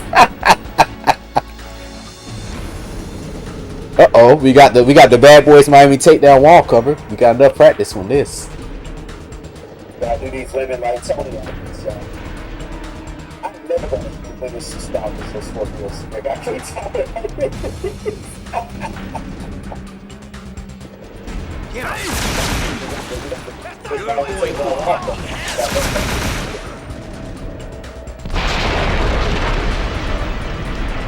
Damn.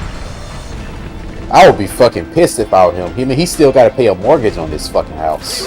All this damage there.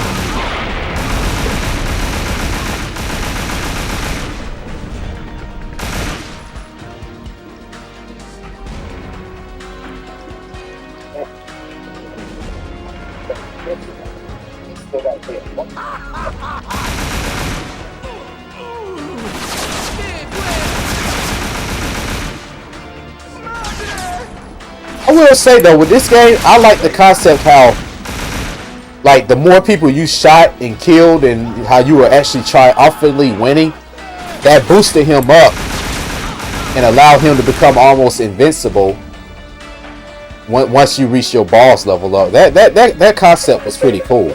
I'm not gonna lie. Like, the more people you shot and killed and how you were actually triumphantly winning, that boosted him up.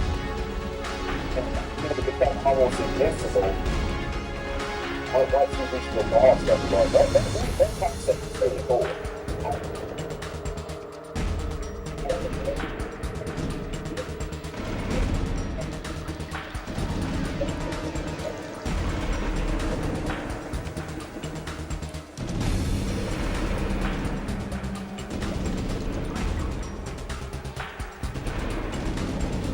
Hell, do I get out of here?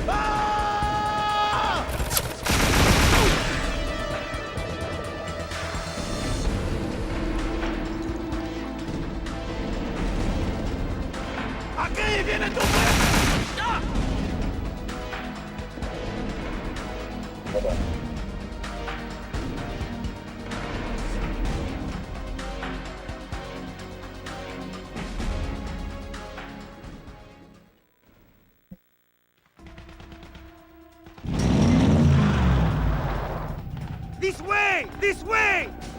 Over here, boss!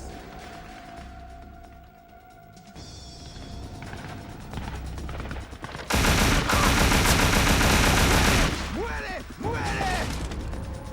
¡No dispares! Tony, they are everywhere, man! They are everywhere! ¡Coño! ¡Por favor! Somebody's got the pain! ¡Vas a marchar y vas a pagar, puto!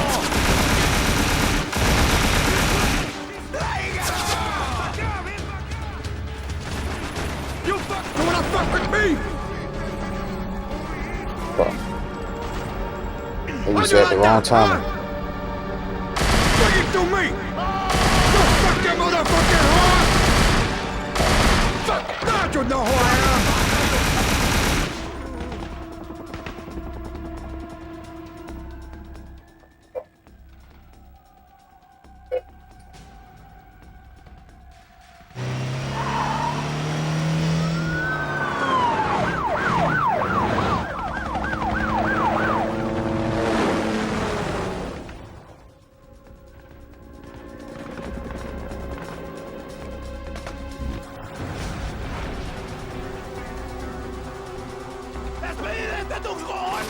¡Mama pinga!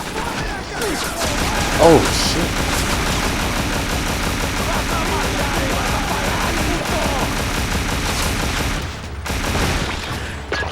¡Tu hora de muerte! ¡Te voy a educar!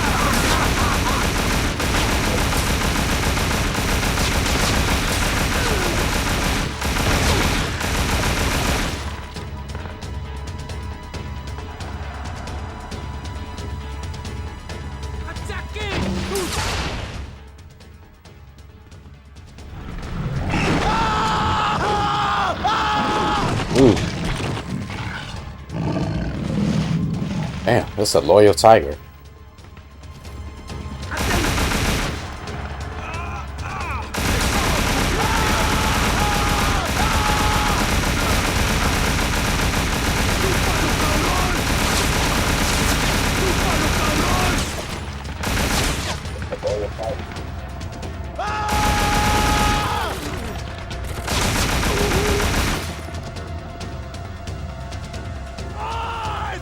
Me voy a comer tu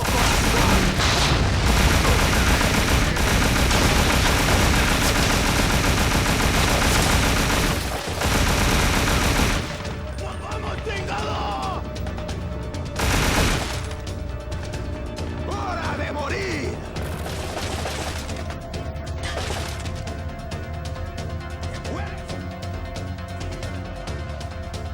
¡Muere! ¡Muere! ¡Morirás!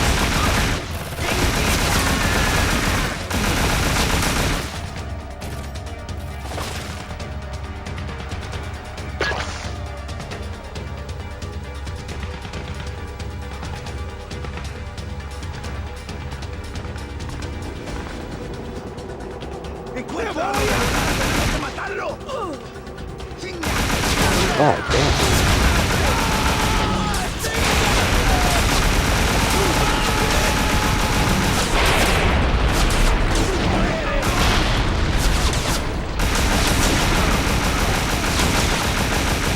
¡Corre, cabrón, como conejo! Get the fuck out of here.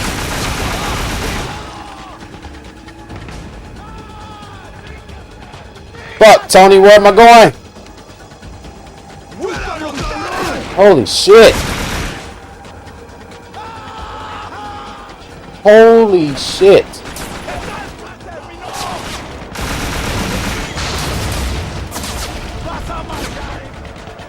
Tony, where am I going? Oh shit. ¡Vas a sentir el pinche! Damn. You even beat the first mission.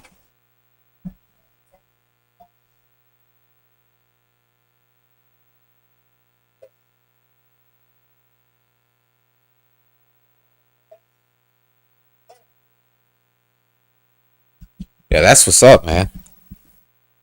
Yeah, your mom's done a lot of stuff. Same with my mom. I mean, shit. My mom came from the country.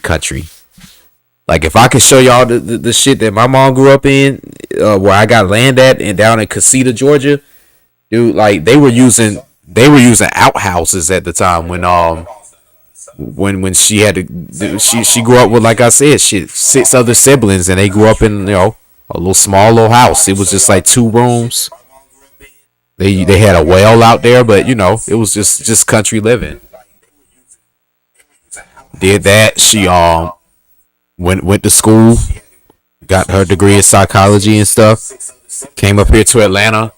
She worked in the airlines and stuff, and then went into teaching, and then became a school psychologist. So yeah, like I said, there's a lot of women out here who exemplify that. You know, I'll admit that, because I mean, like I said, I grew up and I saw that. So, but I would say like that age and that day and era of woman, that's dying out now. It's like, you know, now most of these women nowadays, they either too caught up in their career or they just trying to live up off of somebody. There's no boundaries. But I would say like that age and that day and era of women has dying out. It's like, you know, nowadays, most days, most of the nowadays, they just caught up in their career.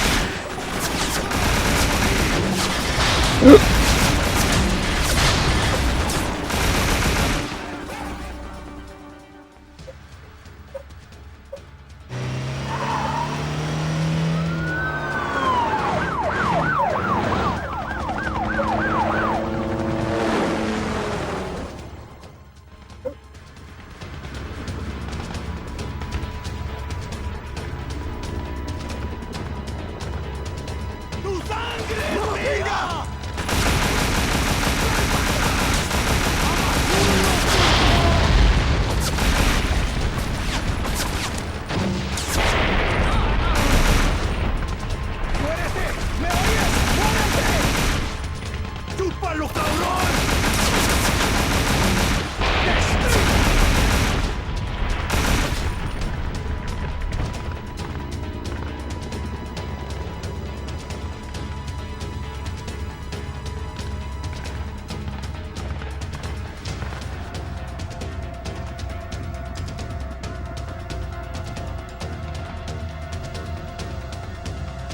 Yeah, I ain't gonna lie. As I'm playing this Scarface game, this shit is pretty fun. Like in the very beginning, I remember when I first played it like that, and I had got to this part. That's when I was like, "Oh man, this game is amazing." I am not gonna lie.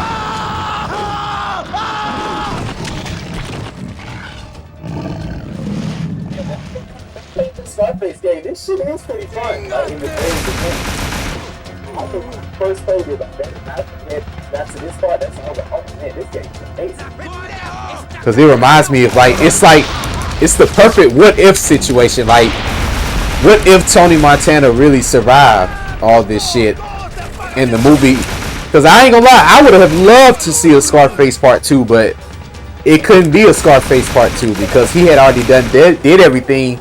He couldn't really go on no further than what he already had done, you know. What if situation?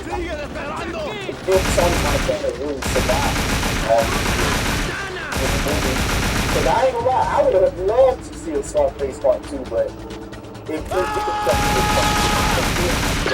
did everything. He couldn't really go on no further than this.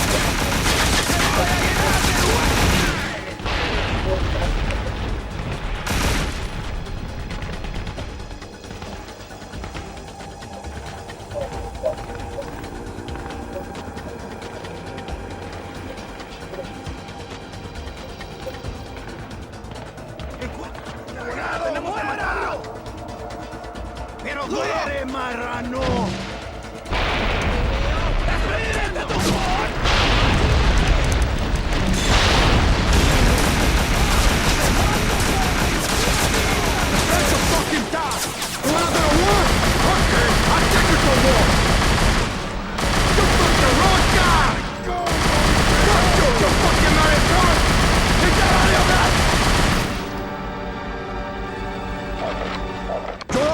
Yeah, where do I go?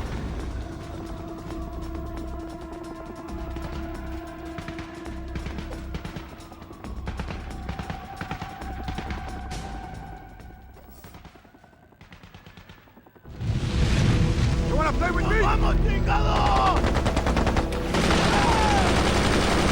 Damn! It came fucking everybody up.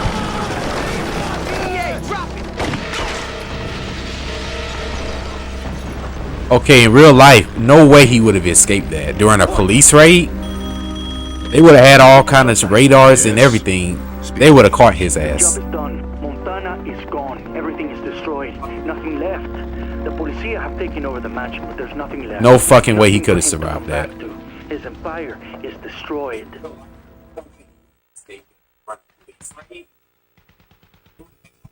Radars and everything.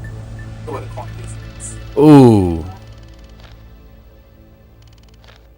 Ooh. Ooh. Oh, God. Damn, he had 2 million grams? He lost $65 million. I'm just trying to think, though. What do they mean, like, 2.5 million? Like, he had 2.5 million grams of coke? Like, damn, that's a lot of drugs. That's a lot of coke to lose. About $65. That's a lot of coke to lose. I'm just trying to think though. What do they mean like 2.5 billion? Like he had 2.5 billion grams. That's a lot of drugs. That's a lot of coke. Oh shit, Manny, I need you, hermano. Oh shit, Manny. Oh shit, you fucked him. You fucked him good. Why? You don't listen, pendejo. Not even to yourself. You fucked up. You fucked up good because you caused this everything. What happened? What the fuck happened? Oh, Antonio, man. Why didn't you fucking listen? Hey, Sosa! You thought you could take me? No! No, I take Tony Montana down by me! me, Sosa, you cocksucker? No one but me. No one You but did me a me. favor, you shit. Got rid of my Fucking back. hear me, you fucking cocksucker? Before. No one Okay. but What you me. gotta do to make it right? To get everything back. Sosa, that prick gonna die. Gonna bring out a war against that fuck. Anybody who tried to work with him, fuck them all. I'm gonna bring out a walk and stuff. Fuck. Anyone who tries to fuck with me, fuck them all.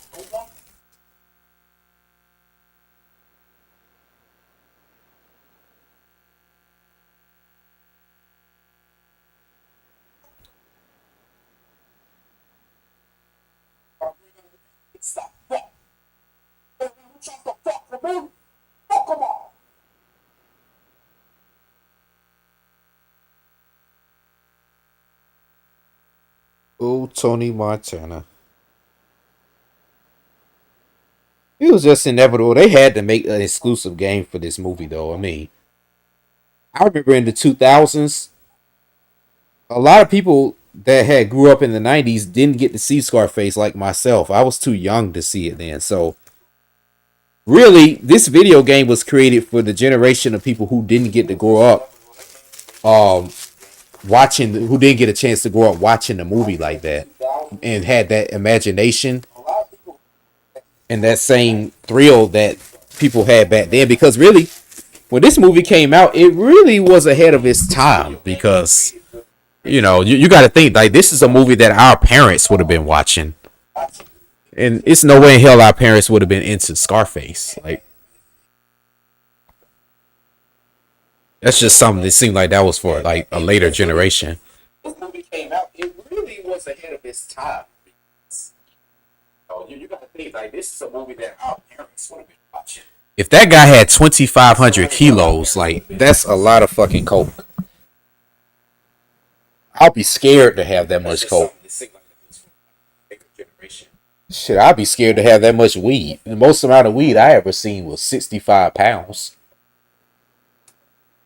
But come on now, weed ain't shit like no cocaine. I'd be scared. I'd be scared to have that much weed. Most amount of weed I ever seen 5 pounds. Come on now, weed ain't shit like no cocaine.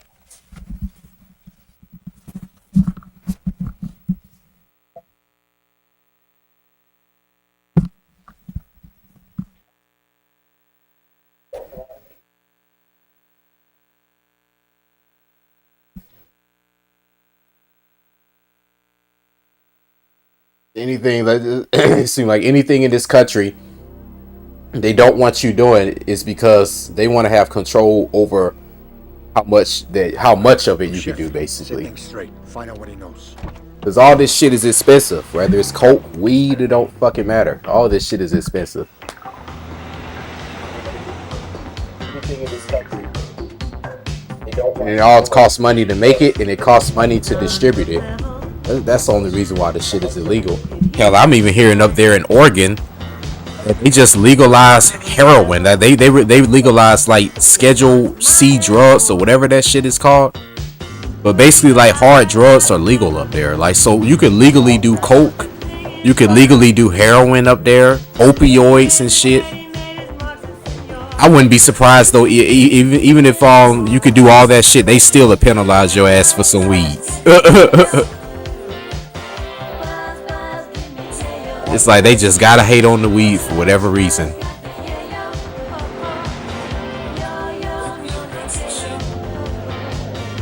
Yeah, I live in Atlanta, Alex. I know about shit. I you know how many times I done been to the Coca-Cola factory, and yeah, that whole drug was used. I mean, that coke is something that indigenous people have always used for years. As a matter of fact, it's been even shown where in some Egyptian tombs or even in the Aboriginal in the Incan tombs that they found in South America, some of those people were buried with they weed and they coke on them. They found that shit in their tombs. So people been sniffing coke and been smoking weed. I've seen several pictures of old Aboriginal men and women like in these pictures, like smoking and like literally doing sniffing coke. It's just some people's thing.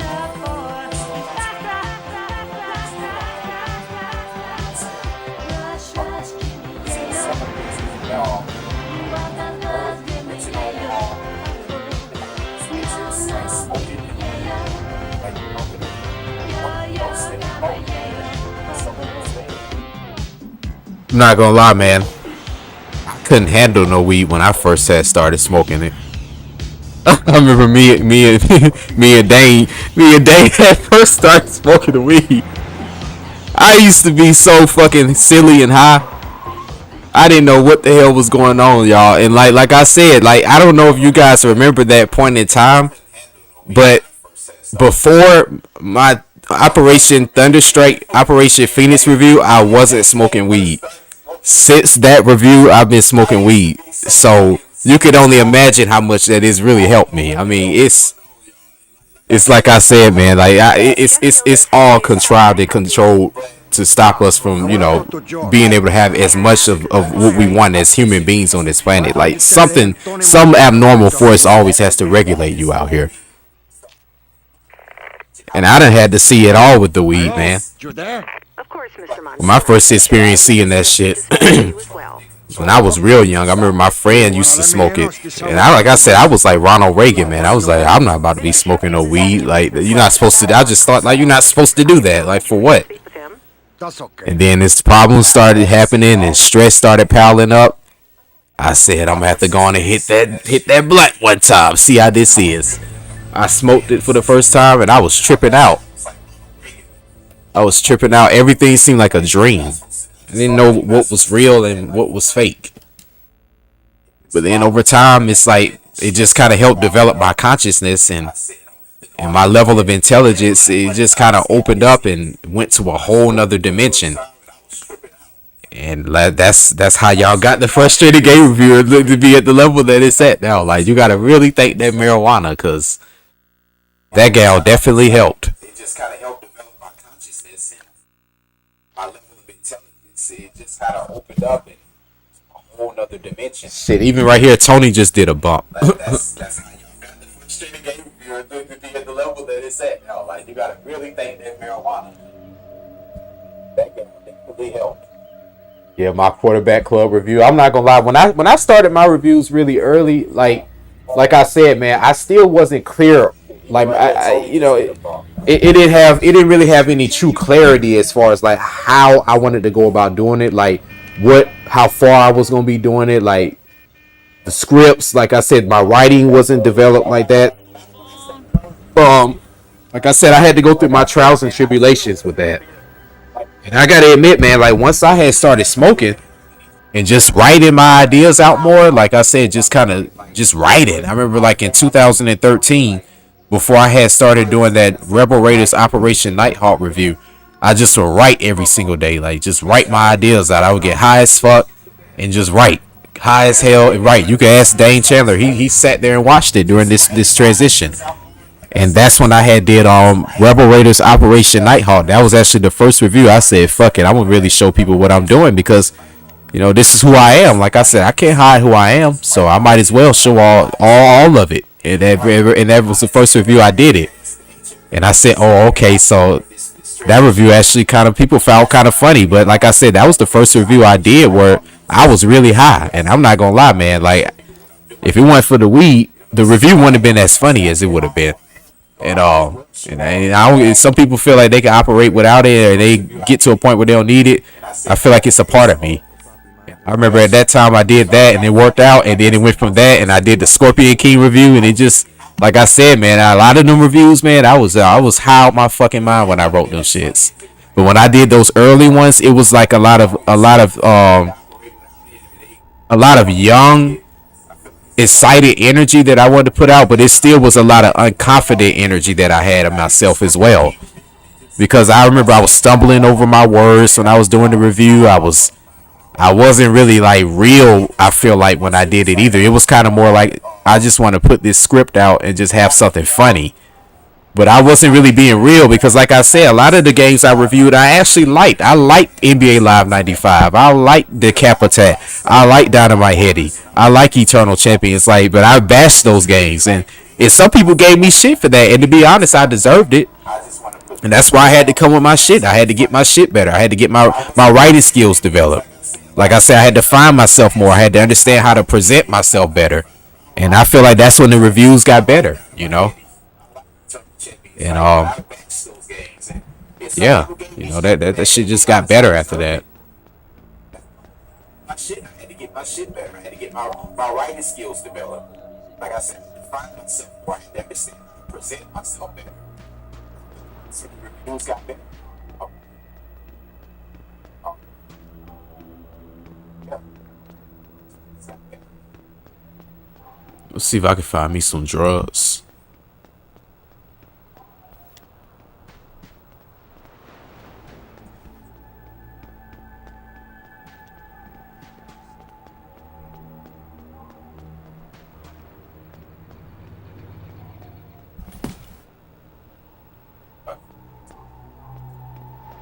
You say he didn't stretch. None of those players stretched before the game.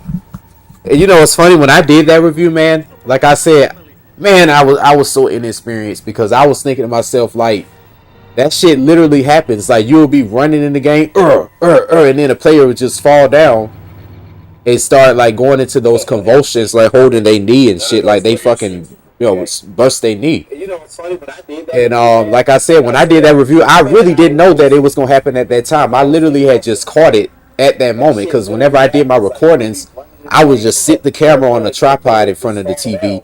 I didn't even know how to edit at that time. I wasn't even using a DVD recorder, which is pretty much what I use now. Before I realized I could stream straight off of my computer and record it here.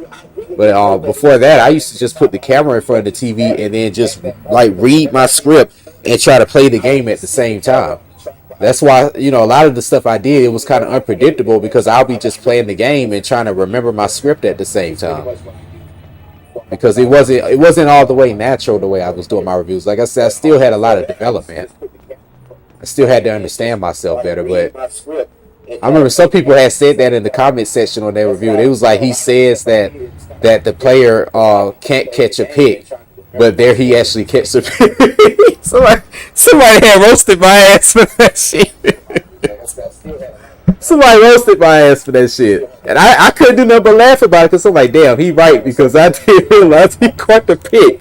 And I swear to God, like, when you was playing the game, you didn't catch no interceptions. But there he actually catches a pick. Somebody roasted my ass for that shit. Somebody roasted my ass for that shit. And I couldn't do nothing but laugh about it because I'm like, damn, he right, because I didn't realize he caught the pick. And I swear to God, like, when you was playing the game, you didn't catch no interception.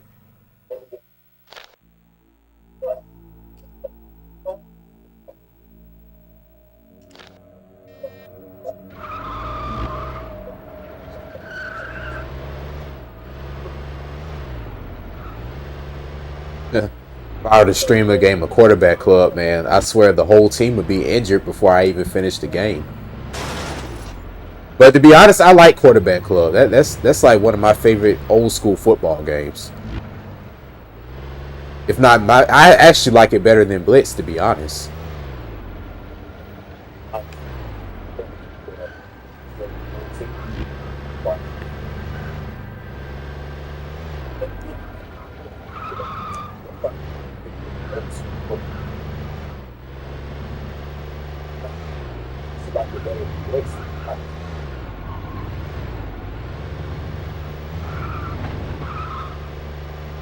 Like, as far as like when I rediscover it, because I don't know, I could pick up and play Quarterback Club right now and it still would be fun to me. But I don't think I would enjoy Blitz as much. Like, Blitz was a little too arcade-ish, you know. I don't know. I feel like 20 years later, like, Blitz, it was fun for that time, honestly. Because as you see, they haven't remade Blitz. They done remade basically Quarterback Club with Madden. So Like 20 years later, like, it was fun. Honestly. But you see, they got 3 babies. Babies. What am I doing? Mr. Montana? Jesus Christ. I thought you were dead. You writing a fucking book or what? No, I just... Do you know how hard Writing a it is to get fucking good book? around here? Is that Hossa Sheffield in the club? Yeah, he in here. There's a couple of guys from Vice in here, too. Watch your back, Tony. Thanks, man. I'm a pussycat.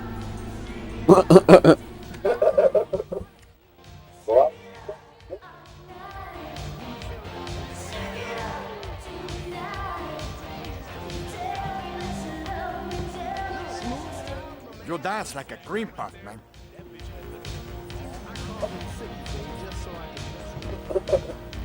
I like your moves, honey. Don't worry Remind about me it, of my mama. asshole. I like that suit. The Salvation Army's getting better all the time, huh? Oh, here we go, y'all. You better stop fucking praying, man. I don't think you got anything to offer a woman like me. Oh, damn, Tony. She curved you, man.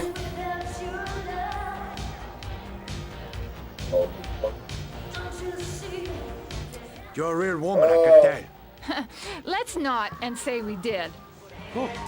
Wait, is that you that Yeah, smells like like thanks for pushing me out. Why of is the he way. only able to intimidate women? You look familiar to me, you know? You got that look in your eye. Got any blow, baby? Hello, pussycat.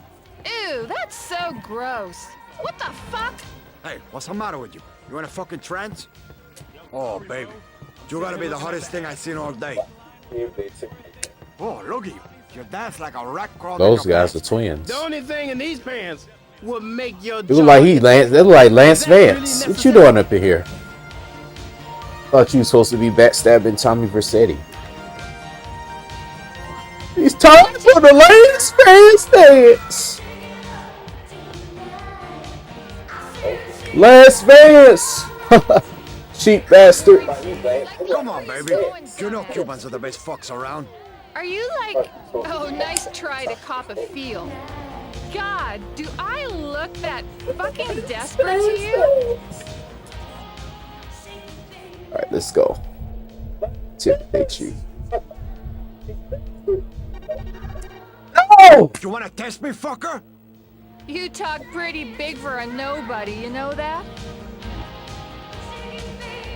I gotta get better practice with this. What the fuck?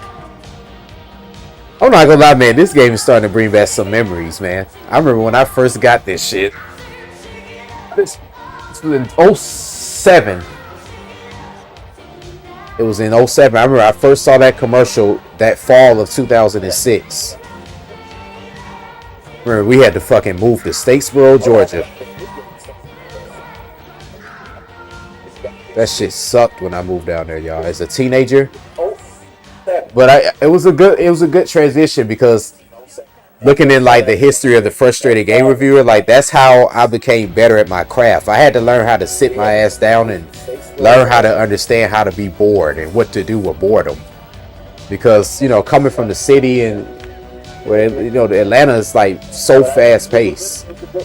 And then going down there, like everything just like slowed down. Like it was so slow. And it's like that when if you were to go to like a smaller town in Georgia and you live in Atlanta and then you leave and go somewhere else, like everything literally seems slower. Like the traffic seems slower. People seem to be walking slower. Tony? Like, I swear to God, bro, it's like outside of Atlanta, everything is like so different in Georgia. You got some kind of shortage of platters? It's Where crazy. the hell you been? What happened? Whoa, that's what. Sosa probably think I'm dead or run off or something. Well, I'm back, okay? This is my town, my world, George, and nobody's gonna take it away from me. I come to talk to you first because you know what's going on. You still work for me, George, huh? You still my lawyer? Tony, babe, you know the score. It's gonna be dangerous to be. That slowness helped right now. because I was able to sit down and write a lot of scripts. Spread the word, chef. Come on. And this was one of them. When I played this, I said, I know this is gonna be one of the first games I want to review. But I wanted to make sure when I did it, it was done right. So I waited. They're fucking. I waited, next thing you know, it was 3 years later. I said, And more than before. okay, it's about that Not time. defeated. We'll go ahead and put Where's this the one out. loyalty, George, you fucking snake? I know you got connections. You just gotta make it happen. You took my money before, and that makes you just as bad as me. But I'm alive, George. I'm alive. And now what you gonna do, huh? You still work for me. All right, Tony. You want to get something Yeah, going? you got to Bring them express to yourself. Coconut Grove. Got to be able to do that. And Tony, I don't work for free. Coco. So you Never know. heard of her. Got to talk to Felix. Find out what he knows.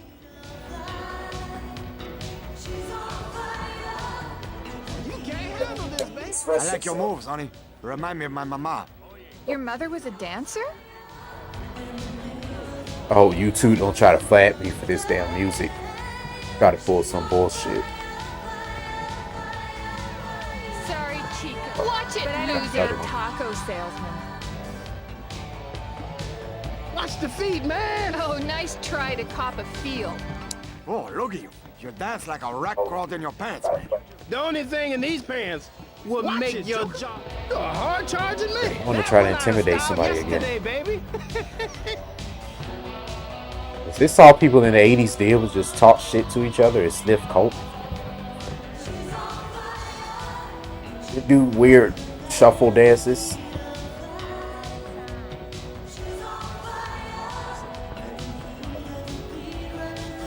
I like that suit.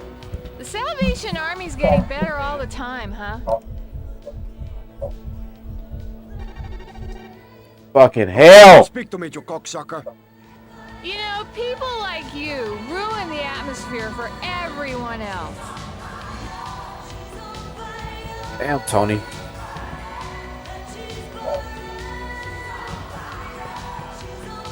What the fuck?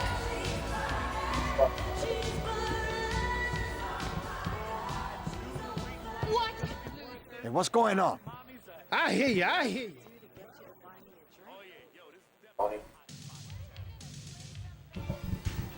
What's all over your face, pal? Your wife's pussy. Well, little man, I'd be real careful walking around town with that stuff.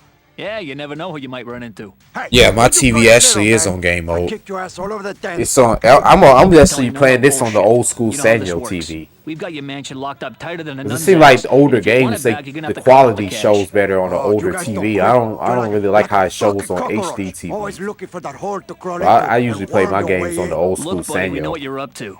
We've got our eyes on you now. Watch all for video us. We're one. everywhere. You know what I'm talking about? The cable guy, pizza delivery. Hell, we might even be cleaning your mama's carpets.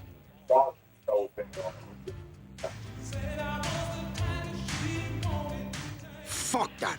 I gotta talk to Felix, see what he knows.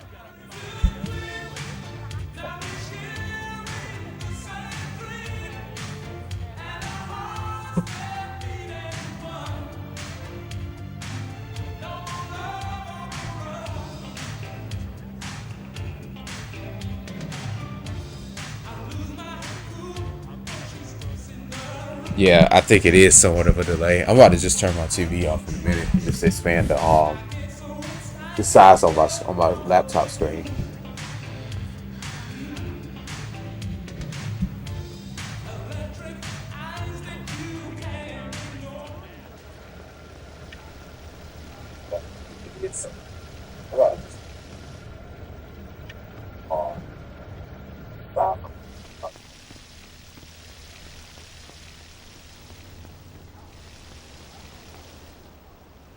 I like your moves, honey.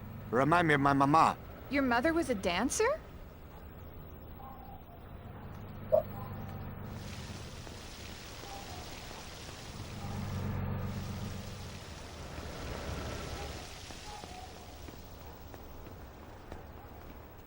No, just remind me why I didn't stay home with her much. You didn't like your mother?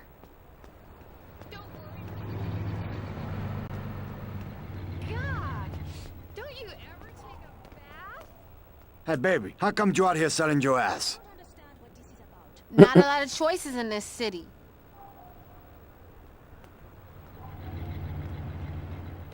Oh, for fuck's sake.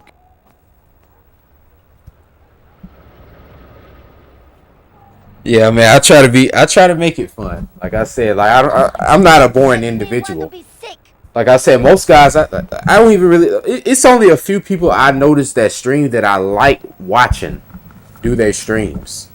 Like I'm not gonna lie, I like Mike Matei's streams because he keeps it interesting. You know, I could tell, like, you know, even if I was around him in person, it would be fun, like, to play the video game with him. Even if I was just sitting back watching, like, it would be just fun to just watch him play the game. So he be into it, but, like, you know, he has a personality at the same time. You know, a lot of these guys I see that do it, like, they try to put on like a persona, and I don't find that to be natural. Because honestly, like how I'm doing right now, like this is how it always was whenever I was playing video games. Whenever I was doing the reviews, I had to be inspired. And like I said, the way that this feels, it almost feels like the whole world is like right here watching me while I'm playing the video game in my room. Like stuff I done did for the last 30 years of my life. Because honestly, like how I'm doing right now, like this is how it always was whenever I was playing video games. Whenever I was doing the reviews, I had to be inspired. Like I said, the way that this feels, it almost feels like the whole world is like right here watching me while I'm playing the video. Like stuff I did 30 years of life.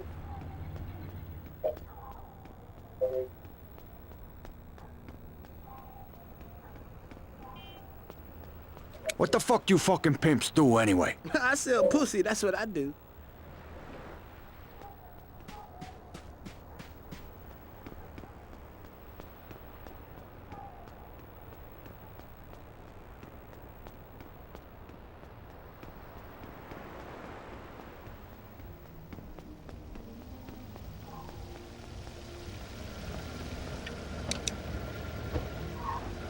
Oh damn! So they used to Grand Theft Auto's controllers. They're about the same.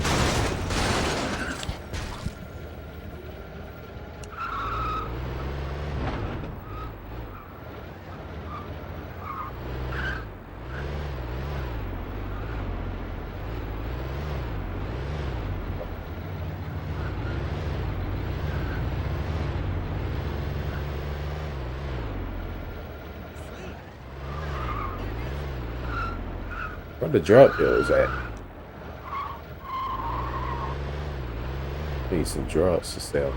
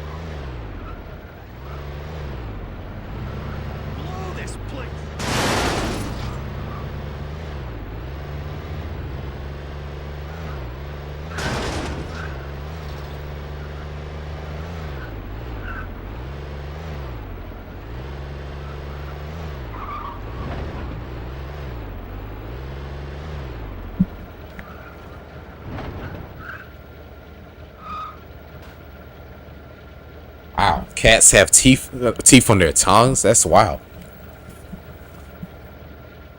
No, they got some sharp ass teeth. That's for damn sure.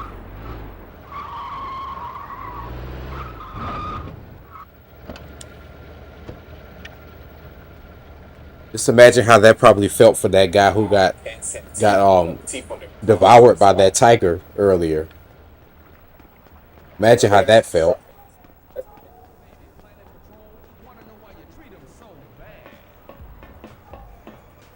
It's got to be a painful death to get eaten up by an animal. Imagine how that probably felt. Like for people who got eaten by crocodiles and bears and shit like that. That's got to suck. I mean, ain't nothing you could do about a bear.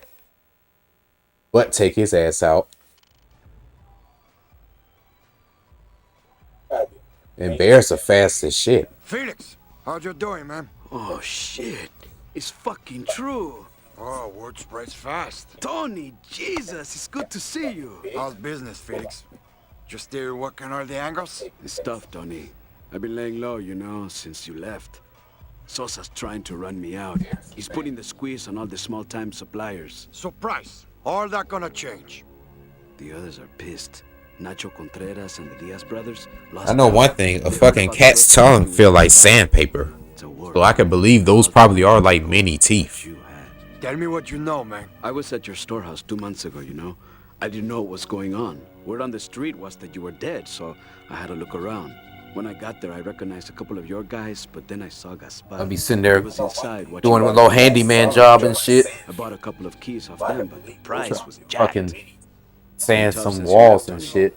There are only a few independent dealers Sandpaper you can might mess trust. up. I can just grab the cat, stretch his tongue out, rub that shit on the wall, and keep on painting. I'm with you, Tony, if you need me, man. I need to start making my own moves. Gotta get... Tony, it's good to have you back, man.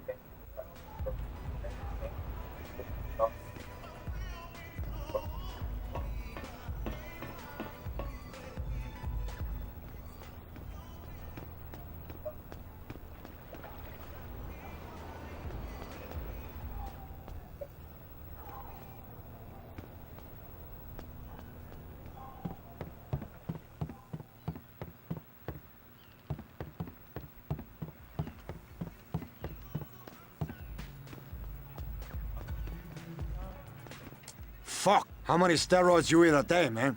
I don't corrupt the purity of my body with drugs. I guess that means he don't want any grams then. I don't nothing. Get fucked, man. I see you. I see a punk ass. Go. Yeah, finally got some balls now. Excuse my Rasta ass. Yeah.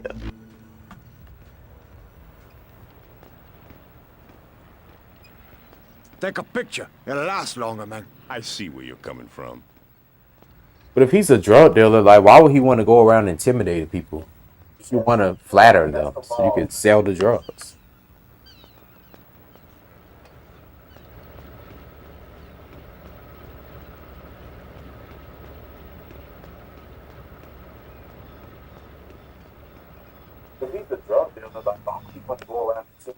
This is Hey, what's your Apology is problem? in order, don't you think? Watch Tony, it, man. you're very Hey, blunt. you know me? I Don't can worry. appreciate that. I'll kill my own self for that.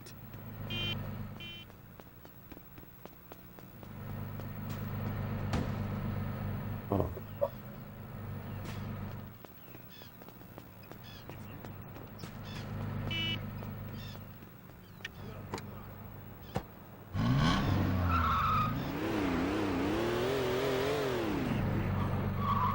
Do you guys think y'all could have lived back in the 80s?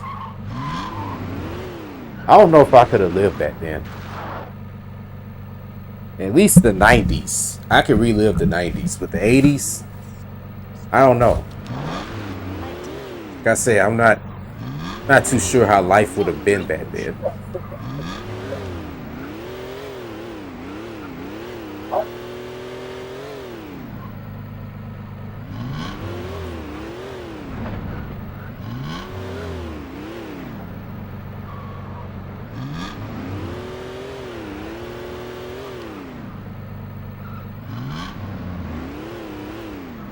Been weird. No internet.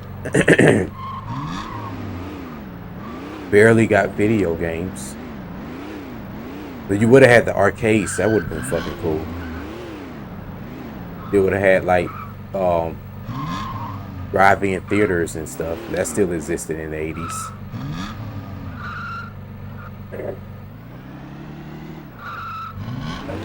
Oh no.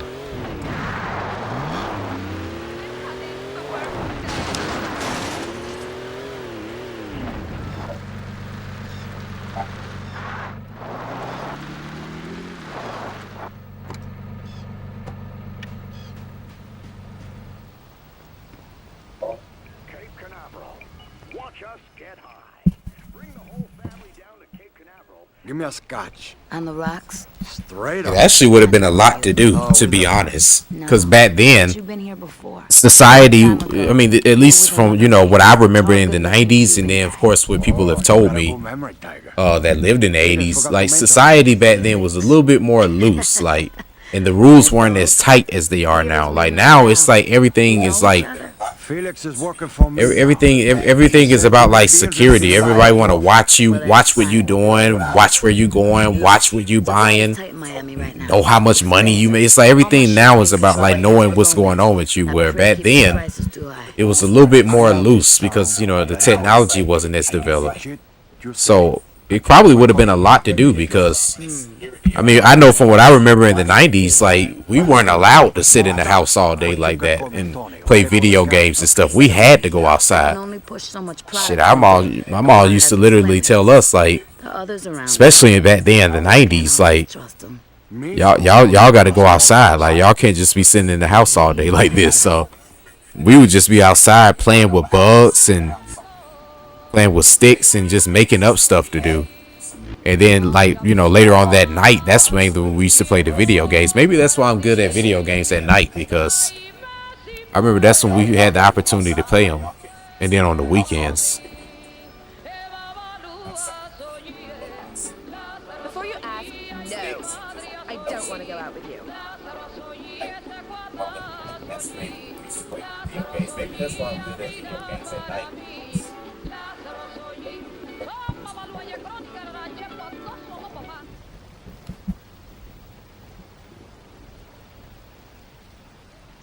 Yeah, that was my routine. I used to go outside during the day. At night, that's when I used to play the game. Why are you even talking to me? On the weekdays, when I was younger, though, my mom didn't even let me play video games on the weekdays. I had to sneak and play the game before she got home, because when I was in middle school, at least from 6th to 8th grade, that was from age 10 to 13, I want to say. My mom didn't even allow us to play the game on the weekends. I mean, on the weekdays. So, and then not only that, my mom didn't even know what kind of video games we were playing. She I was 13 in the year 2004. So by then, my mom was still thinking that we was playing video games like Sonic and what I'm saying, the Streets of Rage and and like games like that. She had no idea of like Grand Theft Auto and Manhunt and fucking The Sims and all those crazy games that were out. My mom had no idea we were playing games like that. So I didn't even want my mom to know the kind of video games I was playing. And I had to become more open with that with her when I got like to be about 14, when we had to move to Statesboro. That's when I had to be open with her about what kind of games I was playing, because that's when I started buying games from GameStop like every week. And then I got this. As a matter of fact, I had to get my mom to pay to buy this game for me, because I wasn't 17 and neither was my brother when this came out. And I remember we had to get her to buy it. And I remember she was wondering, like, why you got to be so old to buy this game? Like, what y'all doing playing this game? Like, what are you doing in here? And that's when we explained it to her and stuff. But man, I remember whenever my mom used to be around playing this game, I used to always mute the volume and shit and try to, because Tony would be doing all that damn cursing, and I didn't, want my mom to be hearing that, whenever she was around, like when I was younger. Man, that was some days, man. God damn. This shit's gonna make you rich. Just gotta buy it from me first, okay? Because Tony would be doing all that damn cursing. You don't want my mom to be Hey, how you going to help me? You're lucky I need that candy, cabrón. Yeah. Yep, 2000. That mean if you were 2 in 2004, that mean you probably don't even remember the year that well. Yeah, 2004 was basically like the beginning of what you see now. Like, that was the year San Andreas came out. And when those type of video games, like, like sandbox open games like that, like San Andreas was like the pivotal, like it was like something we had never seen before at that time. Dude, I remember when I was in 7th grade that year, and we had seen it in a magazine. I remember it was in a PlayStation magazine in March of 2004. And we had heard they were coming out with a Grand Theft Auto game. We had heard it was going to be a black protagonist and all that, and he was going to be from the hood, but we didn't know at the time. You know, that was hard to even imagine that it was a black character in a video game in 2004. But we had just heard these things, and then finally we had seen the images of it. I remember I was in 7th grade, and I was getting ready to get on the bus and go home. And I remember my friend Brandon Leverett, like when we used to go home, like and we used to have to wait on the buses, like everybody in every class used to have to be in their class. And I remember he ran from his one class to my class, and he came in there, he ran in there, he showed me, he was like, bro, you got to see this. And he showed me the images of San Andreas, and that's when I first had seen like how open like video games were. Because Vice City, it was like, yeah, it's cool, you could do all this, that, and the third, but you can't swim in this game. Yeah, you got Easter eggs, and yeah, you got little stuff that you could do that's hidden, but it wasn't nothing like San Andreas, man. San Andreas was the reason of you got Red Dead Redemption and all these other games that you got today on PlayStation 5. Like San Andreas opened the doors for that. And I remember seeing it in that magazine, and I knew from that day forward, like this game is gonna be something spectacular. I remember we thought that you could have dogs in the game, and it probably is mods and stuff. I think I've seen a mod where somebody had a dog and all in San Andreas. But I remember we thought that you could have dogs in the game, and we saw you could break in houses and do all that stuff. Yeah, I ain't gonna lie, man. 2004, that's when video games changed. Video games changed for the better that year. Hey, honey. You want some ice cream?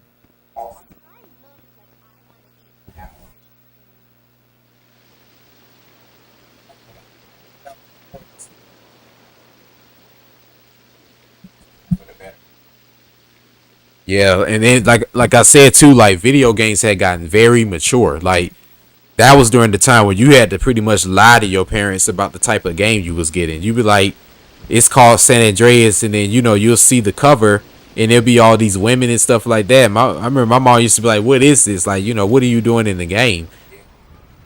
And like I said, we used to just tell her like, it's just a little game. Like you just shooting in, running around basically. That's all I remember telling her. I just remember every time my mom used to come downstairs when I was playing that game, I used to mute that channel, boy. I used to mute that TV.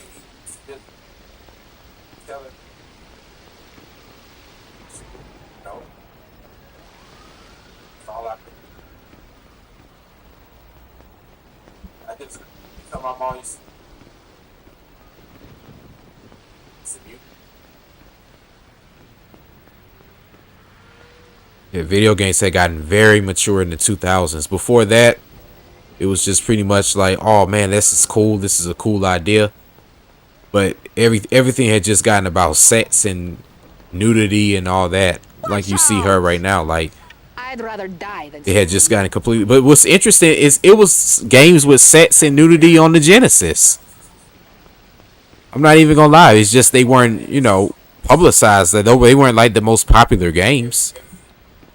But when the 2000s came, man, it was like, wow, that shit just changed everything with Grand Theft Auto. It's never been the same. It ain't been the same since. Yeah, okay. We finished, man.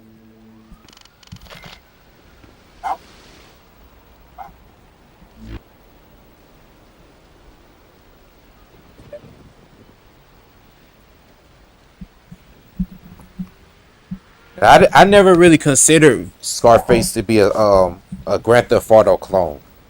I remember when I looked at one of the comments in this review, somebody said that that I mentioned that this was a Grand Theft Auto clone. I never said that this was a Grand Theft Auto clone. Like I said, that game was just so influential that it just set the precedence for how video games were supposed to be like.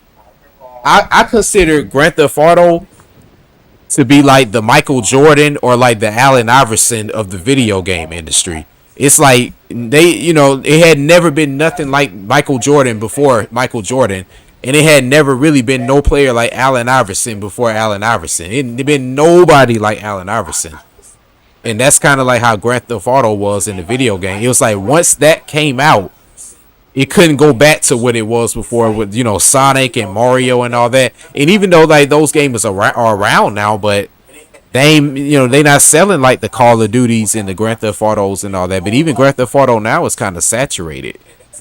But that same style of sandbox play and, you know, and open idea is like that's what became popular. And, you know, it couldn't go back to the Sonic days and the 2D era and all that anymore. It had to be about just being able to move freely in an open sandbox area.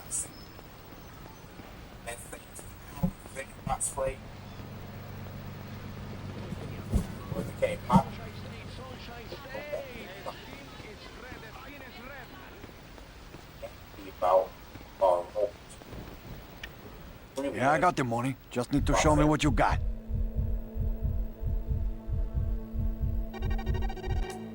This is good for me, man. I take it. Why you bleeding me, man, huh? Fine, you know what? Take the money.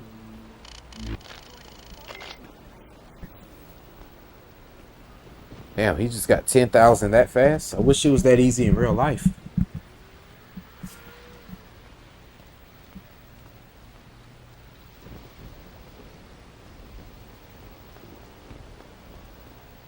Why you stretching my balls, man? Come on, you're breaking my balls.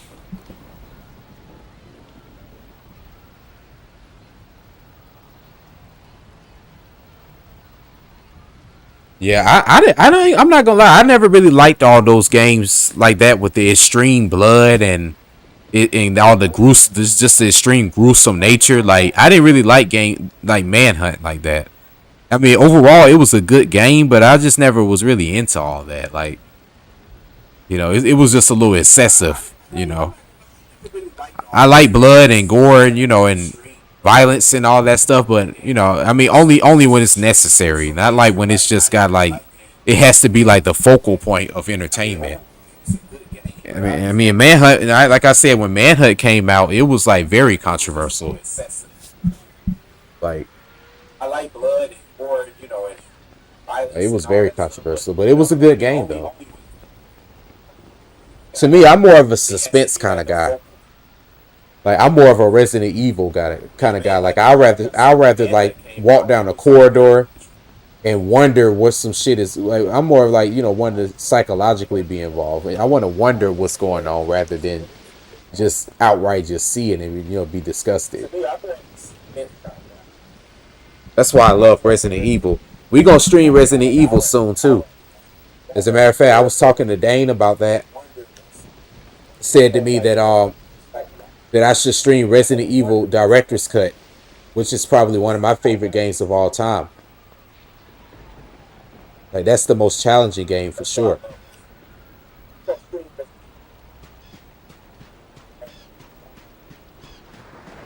I actually beat that game. Matter of fact, I beat that game the same summer I started smoking weed. It was funny too because I remember before I was smoking, I did not understand that game. But I remember when I was smoking and I was high as hell, like I was so focused on trying to beat that game, man. I remember I ended up doing it. It was hard as hell, but Jesus Christ, I did it.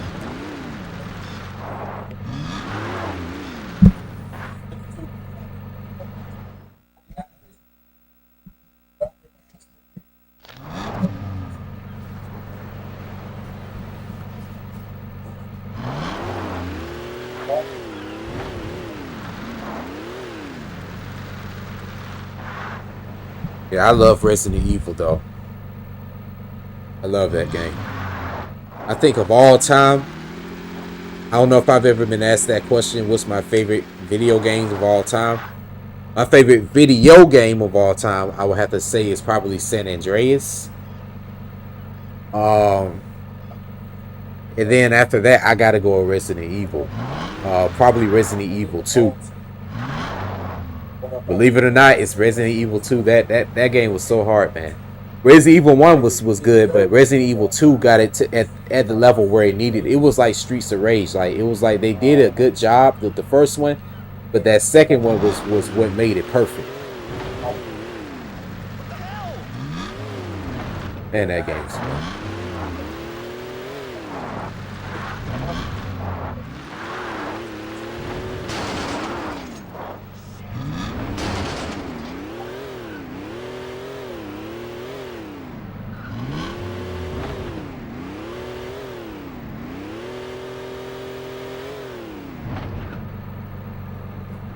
I love Resident Evil 2, man. I actually played Resident Evil 2 first before I played Resident Evil 1. I didn't play Resident Evil 1 until I got like grown. I think the first time I played Resident Evil 1, I was like 20, I think. No. I was 18. I was 18 when I first, but basically I was grown when I first played that game. But the first time I played Resident Evil 2, I was like 9, I think. And I fell in love with that game the first time I saw it. We had it on Nintendo 64.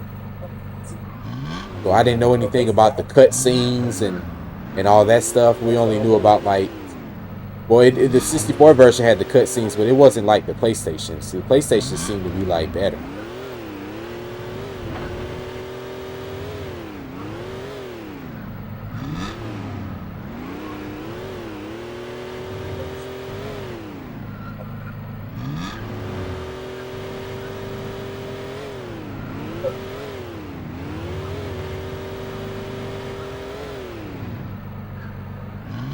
I think another game I want to stream soon is Sub-Zero Mythologist.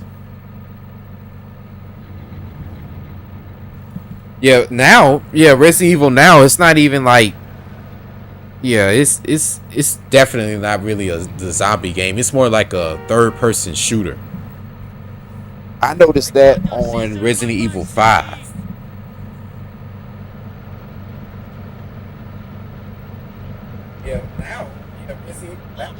I first noticed that on Resident Evil 5.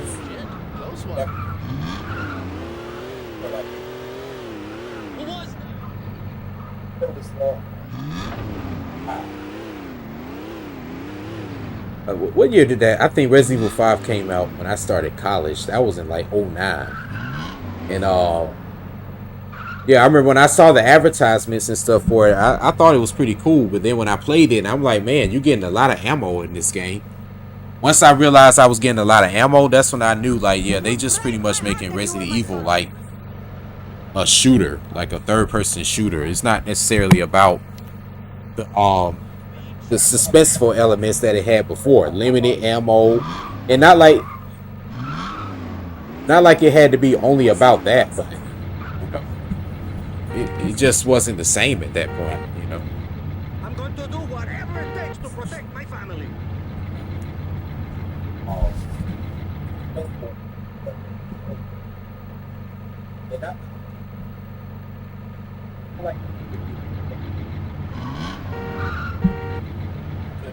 You lured in one of these lizards. Yeah, like that was Resident Evil 5. Then Resident Evil 6. Now I'm not gonna lie, Resident Evil 6 was fun, but it still wasn't like, you know, the Resident Evil that I grew up playing. But by Resident Evil 6, I kind of had accepted that, okay, this is where they're going with this, and you know, it is what it is. So I guess I just got to enjoy it for, you know, whatever it is, whatever. Now I will say the remake 2 and 3 is fun as hell. You know.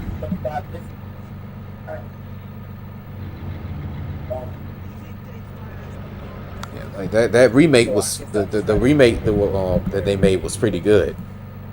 And then the recent one they came out with, I don't really remember what Resident Evil 7 was about. But the recent one they just came out with, the 8th one, I mean, from what I saw, it looks okay. Like I said, they got new characters and it's a whole new plot that they've come up with.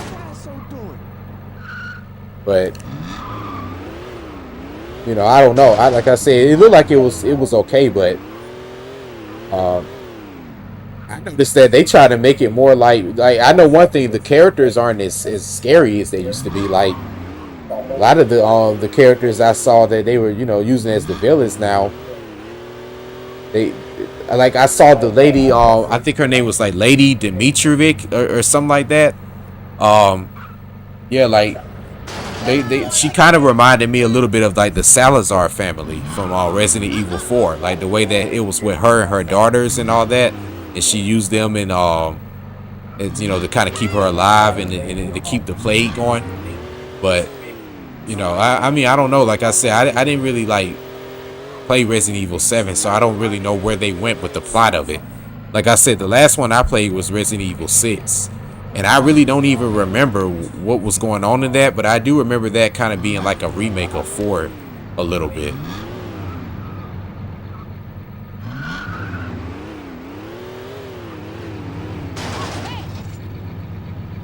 Okay, now I got this great idea for you, right? 2 Latin guys, just get high all the time. All the time. Oh yeah, yeah, definitely. Like, yeah, it looked real blocky and ugly back then, definitely. But you know, that's what they had. You know, the pre-rendered technology. That's what they had. So they did it as best as they could with it. I mean, to me, they did a good job because the on that. Like, that's why I was saying on that system, the interactive Panasonic 3DO. That's actually the first PlayStation, to be honest. Like the way those games looked on that system. They look like early PlayStation games, and it came out, I think, 2 years before the PlayStation did. So, you know, even though it looks really blocky and ugly on the PlayStation and the 64, I mean, you know, I remember how games was looking on the Panasonic 3DO in those games, the Jaguar and stuff. So, I mean, to be honest, it looked good for those times, honestly. In '96. Yeah, Resident Evil 1, that game looked really good, to be honest.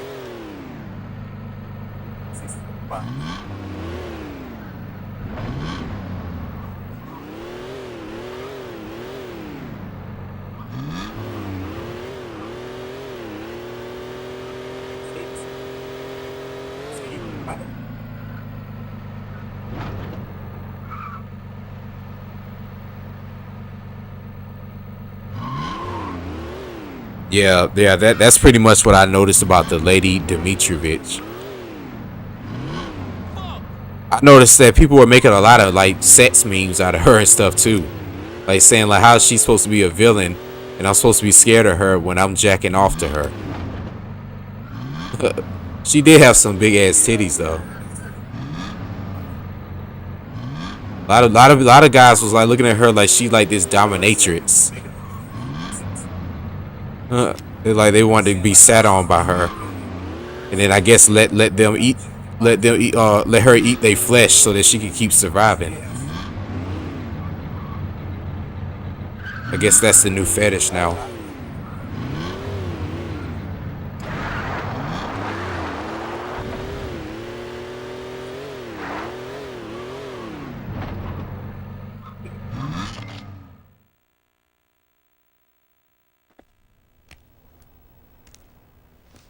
The government not paying you clowns enough? Hey, buddy, we're Vice, not some loose-knit government Yeah, agency I don't looking for think I handouts. can't really take horror You know how movies this and is gonna stuff work from here on seriously out, don't you? anymore. Fuck I you. think I stopped taking Mel horror Barnes movies tried seriously this like shit on me once. when It didn't work that out so movie good The for him, Ring you know. came out. Mel, he wasn't a team player, man. Because like I said, from that point I realized it was Look, always Montana, about like Miami is some our backyard. ugly The looking people white pay us to girl make sure scumbags like that you looks keep like the a economy demon nice with and black stable. soot, We don't wanna get in the way and unless shit you're coming forced out of to, her mouth, understand? coming out of a Our boys in the TV. street keep And it seemed tabs like that on was you. like the theme for You like start doing every too many scary things that movie upset for like the people, last then your 15 heat goes up. years. If your heat gets too high, then we'll be forced to make a house call.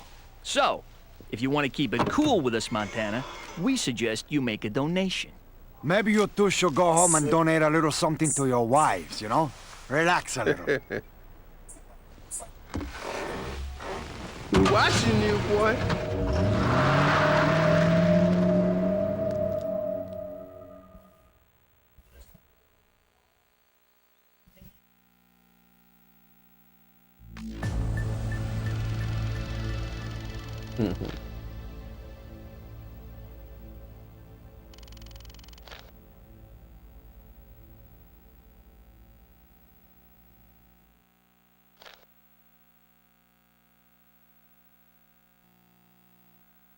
Yep. I wish suspenseful movies would come back, but you got too many silly ass people out here in the industry, so it's not like people are serious about their craft anymore like that. Like people were back in the olden days. Like people just now, not to say they ain't serious, but I don't know, they just aren't that original, it seemed like to me.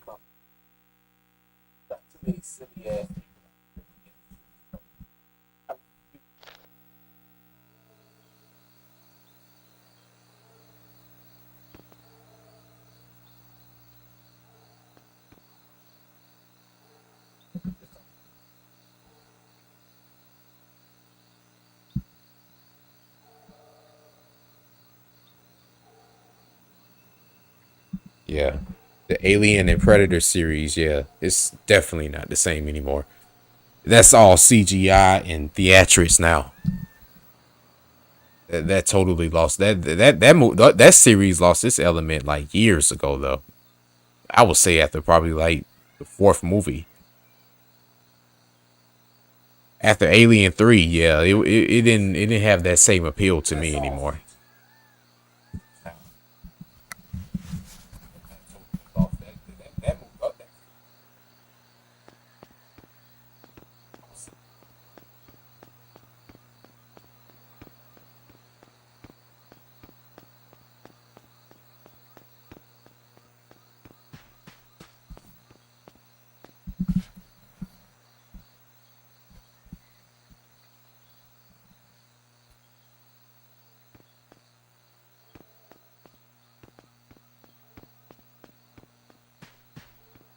When Alien was hot, it was hot though. I will say that. But I really miss the TV shows. Like, yeah, we got YouTube, but kind of miss TV shows. I'm not gonna lie. God damn.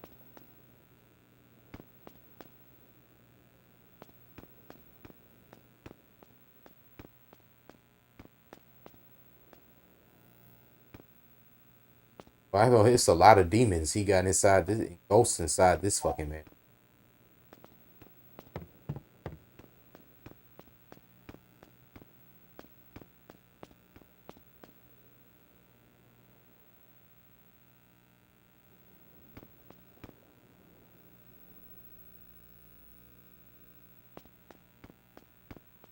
They didn't send a cleanup crew in here.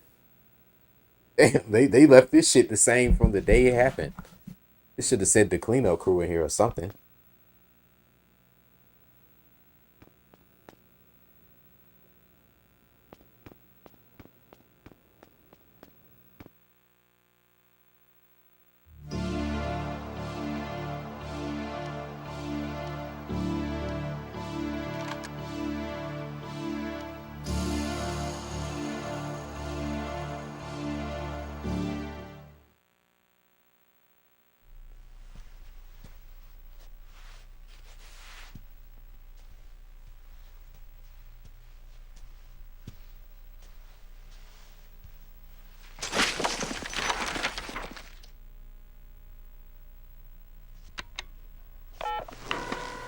This is Felix. Felix, it's Tony. Hey, Tony.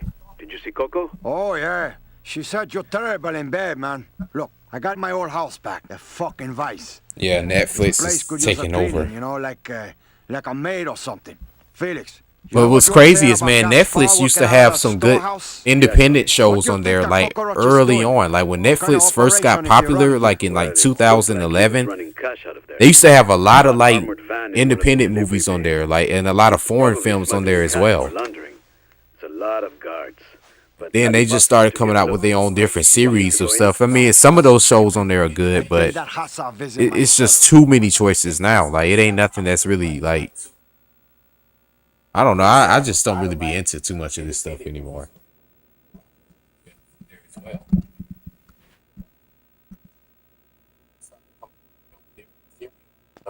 Some of those shows on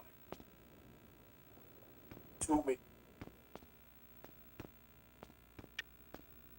I don't know. I just.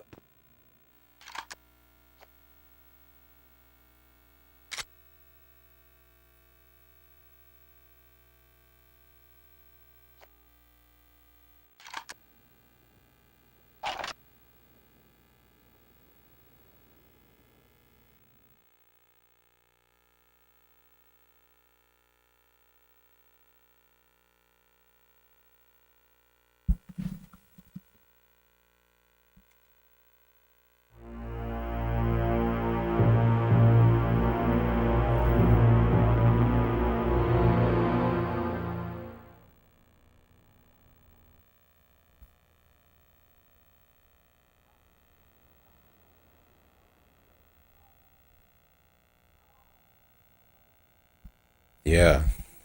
Yeah, I mean they could do that because people are cheaply making them, and it's just they probably could produce more episodes now because it's probably being cheaply made now, as opposed to how it was on TV. TV was expensive. That's one thing I will say. That's the convenience of like platforms like Netflix and Hulu and all those. I have a message for Gus. At least you could just kind of, you know, produce the content and then give them the packages to episodes and go from there. Whereas before on TV, you had to make them every week, and that stuff costs a lot of money and take a lot of time. Just a minute, please, sir. Sir, I insist that you stop. I will have to call security, sir. But I didn't like. I just don't like how on Netflix they took some of the stuff that used to be on there off. Remember, they used to have a lot of good movies and a lot of funny ass movies on there too. I remember there was this movie I saw called Ninja vs. Alien. It was like a Japanese movie, funny as shit, but it was a good ass movie. They took it off of there, and they just got rid of a lot of those. They just got rid of a lot of those older like stuff they had on there. Not to say they replaced it with anything bad, but I just wish they had kept it on there.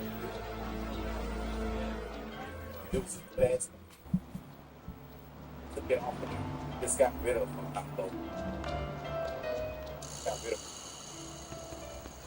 something, and they replaced it with.